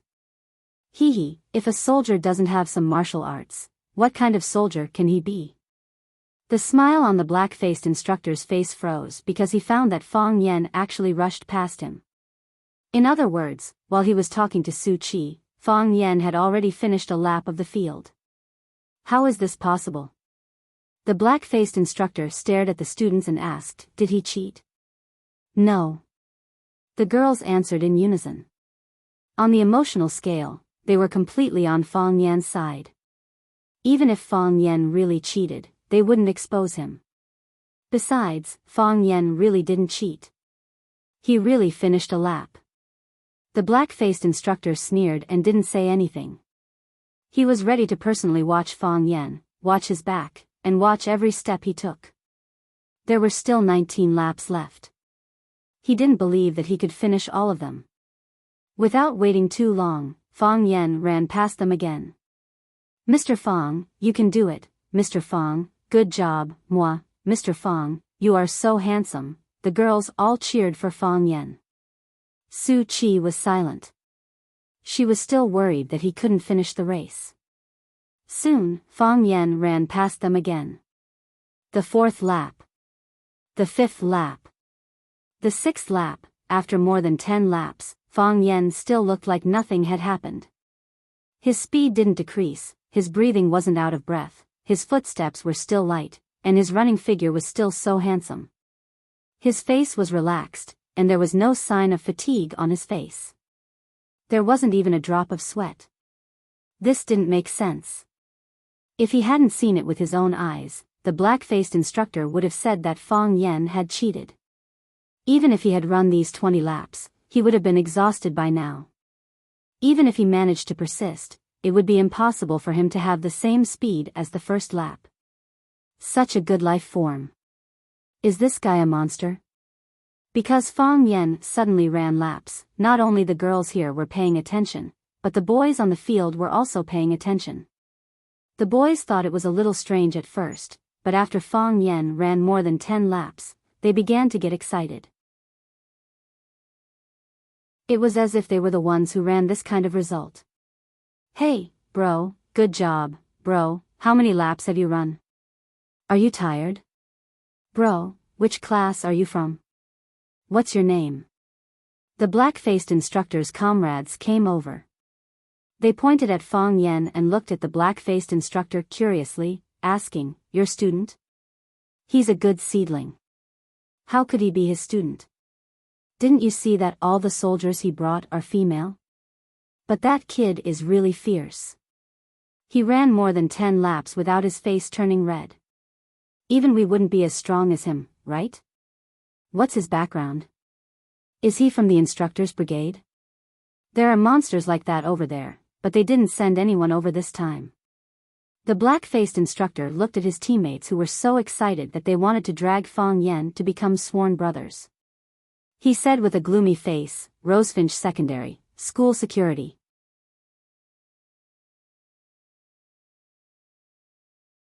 Chapter 509. When Fong Yen finished the 20th lap, the students applauded loudly. It was the applause of all 16 military training squads in the training field, which was a bit loud. Before Fong Yen reached the black-faced instructor, the girls cheered excitedly. At their age, they liked heroic novels or romantic things the most. In order to protect them, Fong Yen went through mountains of knives and seas of fire, and finally killed the devil in the castle. Yes, the black-faced instructor was the devil who imprisoned the princess. Mr. Fong, Mr. Fong, Mr. Fong. Fong Yen waved his hand at them, walked in front of the black-faced instructor, and said, Instructor, I have finished the 20 laps, don't make it difficult for the students, they are a group of children who haven't grown up yet. The girls immediately turned against him, they all shouted, we are not children, we are already adults, how can we be children? The black-faced instructor stared at Fong Yen unkindly, but there was no more condescension. Before the black-faced instructor said anything, his group of comrades surrounded him. Brother, you are amazing, what's your name? Did you come from the army before? I am Li Meng, come shake my hand, good skills, not out of breath, not beating heart. Hee hee, who can do that? Anyway, I can't do it. Fong Yen smiled and shook hands with these military training instructors, and said with a smile, brothers, you have worked hard. My name is Fang Yen, I am the school's security guard. No matter what you are, we like people who are capable. We like people who are capable. What you showed us just now really shocked us. We often train and run farther than you, but after running, we are almost paralyzed from exhaustion. You look like nothing has happened to you. You should be fine to run another 20 laps, right? Fang Yen quickly waved his hand, wiped the sweat on his forehead, and said, I can't, I'm forcing myself, I'm exhausted, be humble, the instructor said. Fang Yen took the initiative to walk in front of the black-faced instructor, and said, come, shake hands. Things started because of me, and will end because of me. I'll run these 20 laps as an apology. Don't take it to heart. Use your professional knowledge to let these students experience the demeanor of a real soldier. The black-faced instructor's face suddenly turned purple. He looked at Fang Yen embarrassedly and said, I've always been against you. I've never been a likable person. Fang Yen explained seriously, I didn't grow up well. It's not your fault. Fang Yen would often reflect on why people would view him as an enemy no matter where he went. Later on, he also thought of such a possibility. Could it be that his appearance was attracting hatred for him? Poochie, the girls roared with laughter. Some of them bent over, some of them fell down, and some of them had tears in their eyes. It's not your fault that I didn't grow properly. Who doesn't want to grow well? But, can this kind of thing be decided by oneself? This little security guard is so cute. The black-faced instructor also laughed. He reached out his rough big hand and shook Fang Yan's hand. He said, I also have to apologize to you. In fact, I saw that you were liked by the girls, and I felt a little uncomfortable. I've been with them for a few days, and I care about them every day, but I've never seen them treat me like this. The black-faced instructor secretly glanced at Su Chi, and then quickly moved his eyes away. He said, I'm a little narrow-minded, so I wanted to find trouble with you and put you in your place. I didn't expect you to be so powerful. I asked you to run 20 laps, but you didn't scare me. Instead, you put me in my place. My words were a little vulgar, don't take it to heart. I'm used to speaking like this in the army, and I haven't changed this bad habit outside. We understand each other. Fang Yen said with a smile. I don't like to wear the security uniform, so I haven't changed it until now. Fang Yen waved to the students and said, Students, goodbye. Goodbye, Mr. Fang. The students warmly said goodbye to Fang Yen. There were also people who said that they would go to the security office to find Fang Yen, and invite him to eat pickled fish at the school gate. Fang Yen smiled and turned to the security booth at the school gate. The black-faced instructor looked at Fang Yen walking away, then he turned to the students he led and said, I take back what I said just now, Teacher Fang Yen. He is a very good man, and a very unyielding security guard. I believe that such a person, no matter what position he is in, he will make impressive achievements. Even if he is just a security guard now, but he is not an ordinary security guard. The girls applauded enthusiastically, as if the person the black-faced instructor praised was their brother. The black-faced instructor's heart was sour, and he thought, this kid is really a monster. He only came for a short while, and he already won the hearts of dozens of girls. If I let him stay a little longer, I'm afraid that all the girls on the training ground will become his personal army, right? When Fang Yen returned to the security booth, Baldy asked, what happened with the noise on the field? Are those freshmen okay? They're okay. Fang Yen said with a smile. It's good that they're okay. I was afraid that the students and the instructor would not get along and cause trouble. It could also be that the instructor and the security guard don't get along. Fang Yen said with a smile. The bell rang, and Fang Yen said to Baldy, I still have something to do, so I'll leave first. After that, Fang Yen walked toward the school's parking lot. Baldy was full of doubts. In the past, Fang Yen would wait until all the students left before he would get off work with them. Today, he left in a hurry. Did something happen at home? Fong Yan's matter was Lu Chaoga's matter, and Lu Chaoga's matter was Baldy's matter. Thinking that something might have happened to Lu Chaoga, Baldy's mood became a little anxious. Lu Chaoga was his benefactor. If it wasn't for Lu Chaoga's acquisition of Rosefinch, Baldy would not be able to take up the prestigious position of the security director of Rosefinch Secondary, even if he had to endure for another 20 years until all the remaining hair on his head fell off. How many people stared at the chair under his butt? If it wasn't for Lu Chaoga's protection, would he be able to hold it? One must know how to repay kindness, but Baldy never knew how to repay kindness.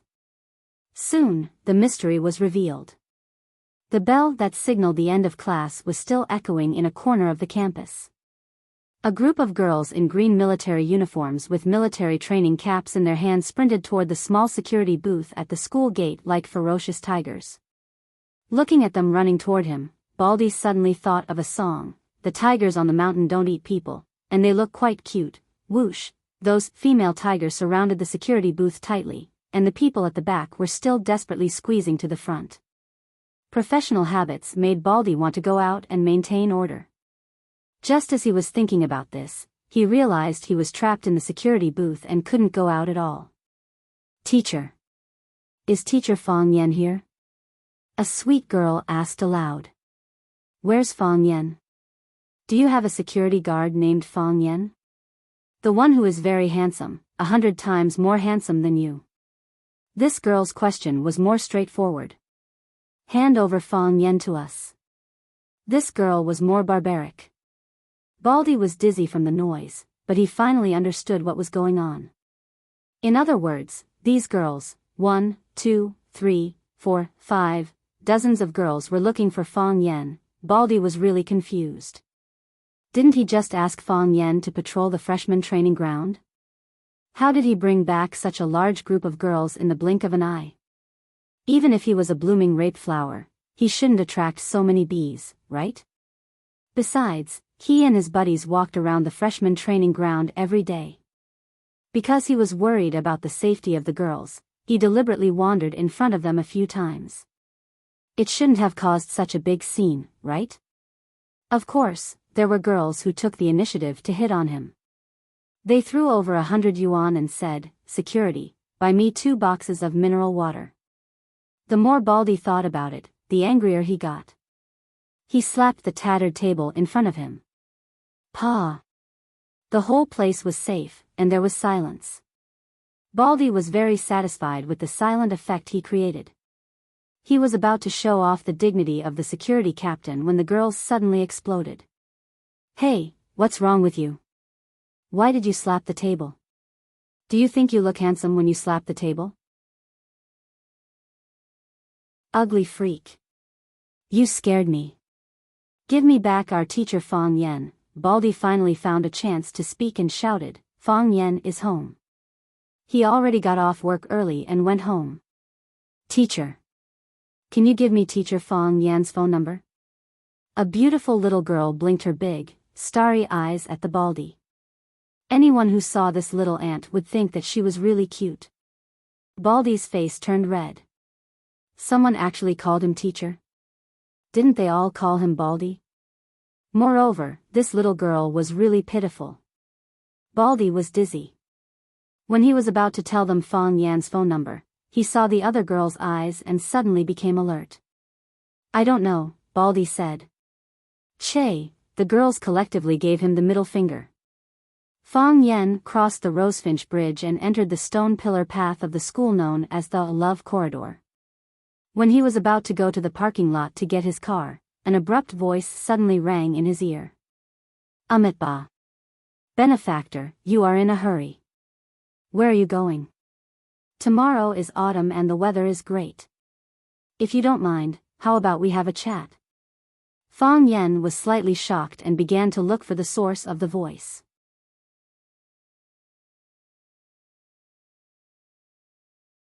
Chapter 5:10. With Fong Yan's current level of cultivation, he was extremely sensitive to his surroundings. He could not add a feather, nor could he drop a leaf. The wind blew the grass, and the sound entered his ears. Rats scurried and snakes scurried, and all entered his heart. However, Fang Yen did not sense anyone around him. In other words, that person was already close to him, but he did not sense it. On one hand, it proved that this person's ability was outstanding, and he had entered the Inata state.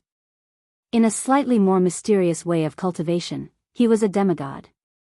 On the other hand, it also showed that this person was kind and did not have murderous intent. No matter who it was, no matter how strong that person was, or how strong that person was. As long as he had murderous intent, it was easy to be detected, at least, Fang Yen could detect it. Of course, if that person entered the invincible Vajra state and could hurt people with his mind alone, even Fang Yen would find it difficult to find out. Because the mind of a person was shapeless and the most difficult to capture. On the stone of seeking knowledge sat a monk and a Taoist. The monk was a white-browed old monk, and the Taoist was a gray-robed Taoist. Both of them were old acquaintances of Fang Yen. Of course, if one looked closely, they were not very familiar. Fang Yen came over with a face full of surprise, and reached out to grab the gray-robed Taoist's hand. The Taoist waved his sleeve, and the hand magically disappeared. Fang Yen reached out again, and the Taoist's other hand also disappeared. Fang Yen smiled bitterly and said, "Master, I haven't seen you for a long time. I just wanted to shake hands with you to show that we are close. Why are you avoiding me?" "I'm afraid that I won't be able to pull it back if I shake hands," the gray-robed Taoist said with a double meaning. After the previous few encounters, he had a deep understanding of Fang Yen. This guy was someone who would not get up early without benefits. If he suddenly became intimate with you, it must be because he wanted some treasure on you. If you don't want him to take advantage of you, then don't have any contact with him. Even shaking hands to show etiquette was not acceptable. Why can't I pull it back? It's impossible for me to marry a Taoist priest. Fang Yen said with a smile, "I haven't seen you for a long time. Are you still healthy?" "He was fine yesterday, but he didn't come tomorrow." "I don't know today," said the Taoist priest. "Yesterday was pretty good, today was pretty good, and tomorrow will be even better."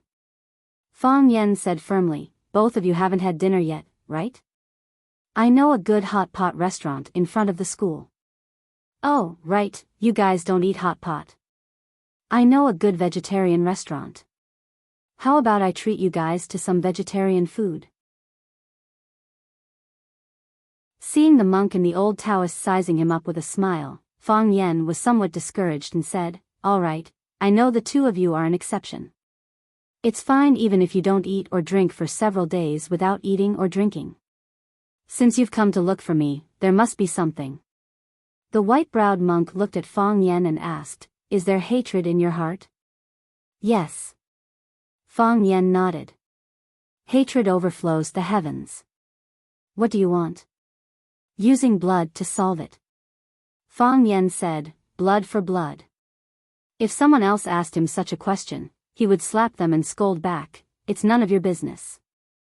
If a family member asked him such a question, he would give an ambiguous answer and reply, "Don't worry, I'll be fine."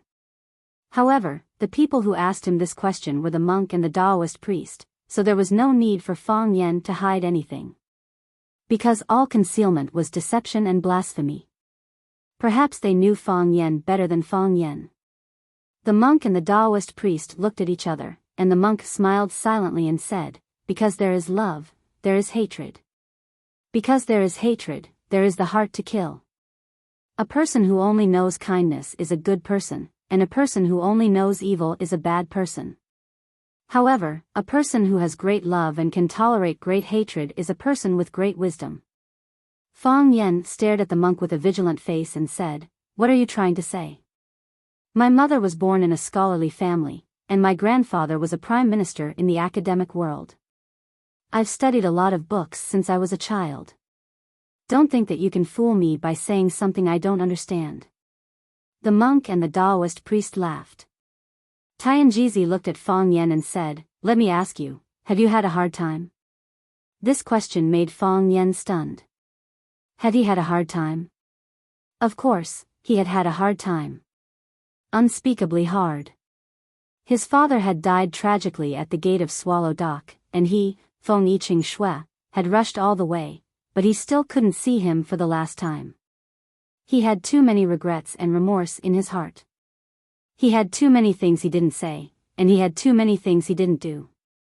In fact, when he faced that man, he only knew how to take, and he didn't have time to return. He felt that he owed too much, so he observed mourning for 3 years to accompany him. However, every day of those 3 years was a kind of torture, and every night of those 3 years was a torment. He couldn't taste the food, and he couldn't sleep well at night. Why? Because his father had been killed, and the murderer was still at large. However, every time he was filled with hostility and murderous intent, the heart of Tai Chi in his heart would spin crazily again and again. Yes, what was the heart of Tai Chi? It was the power of nature. Naturally, it was green, healthy, warm, sweet and cozy.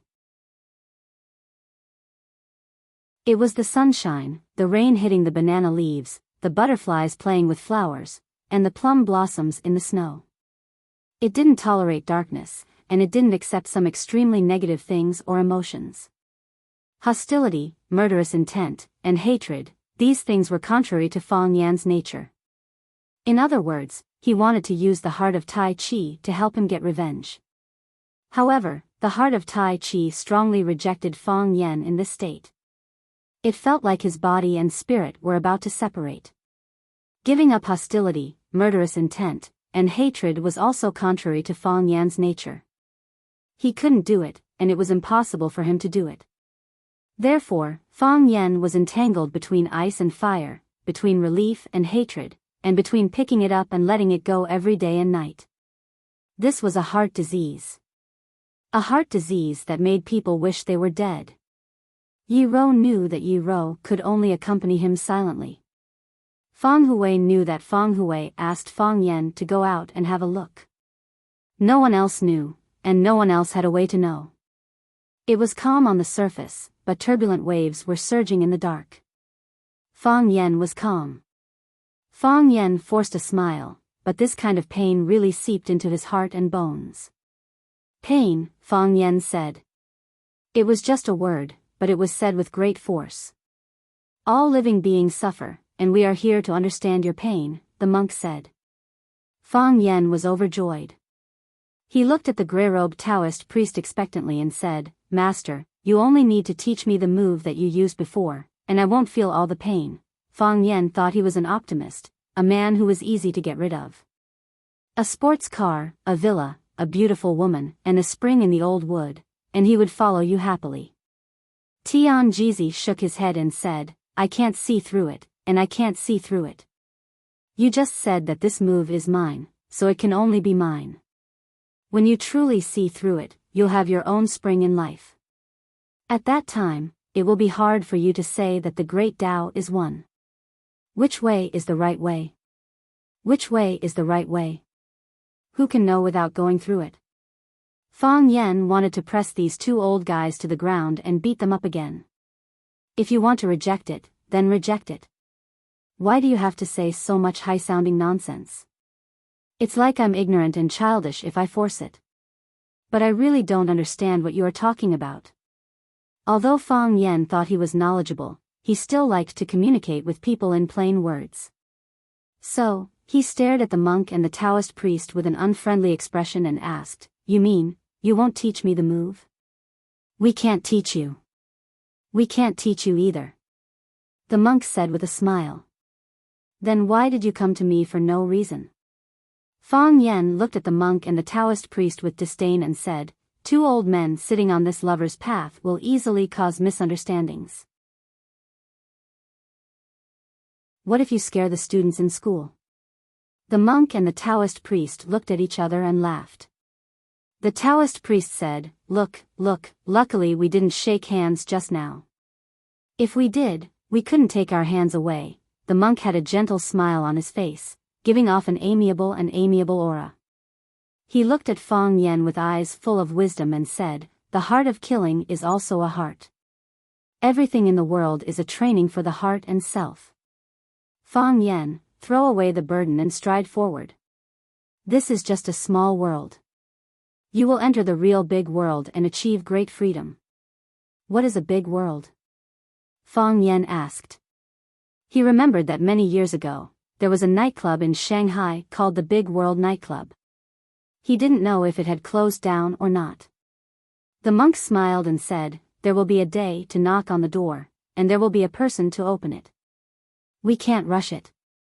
Fang Yan was really anxious. He said, "Don't be so mysterious, always talking about the big principles of right and wrong.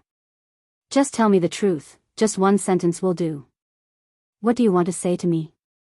If you don't say a clear sentence, people will say we are babbling." The monk glanced at the Taoist priest, and the Taoist priest looked at Fang Yan and said, "I have already obtained 2 of the 3 jewel hearts. The day to knock on the door is not far." 3 jewel hearts. Fang Yan was stunned for a moment. He felt that this was a new and familiar term. After thinking for a long time, he finally understood that this was what the divine Jizi said to him in the park. Which 3 jewel hearts? The heart of bravery? The heart of killing? The heart of justice? Fang Yan grinned and said, "Master, you said I have already obtained 2 of the 3 jewel hearts. Do you mean I already have the heart of justice and the heart of killing?" "Correct." The divine Jizi nodded. The heart of Tai Chi is the heart of justice. Those who are not righteous cannot have the heart of Tai Chi. Blood for blood is the heart of killing. Then you think I'm not brave enough? Fang Yan was anxious. How could I not be brave enough? Tell me, is there anything in this world that I don't dare to do? Heaven knows, earth knows, you know, we don't know. The monk laughed and said, "You're on your own now." Having said that, the monk and the Taoist priest stood up and walked out of the school. "Hey," Fang Yan shouted, "where are you going?" "I'll drive you." You're tuning into the Romantic Tales YouTube channel. Don't forget to subscribe and join us on this journey to catch the most captivating stories.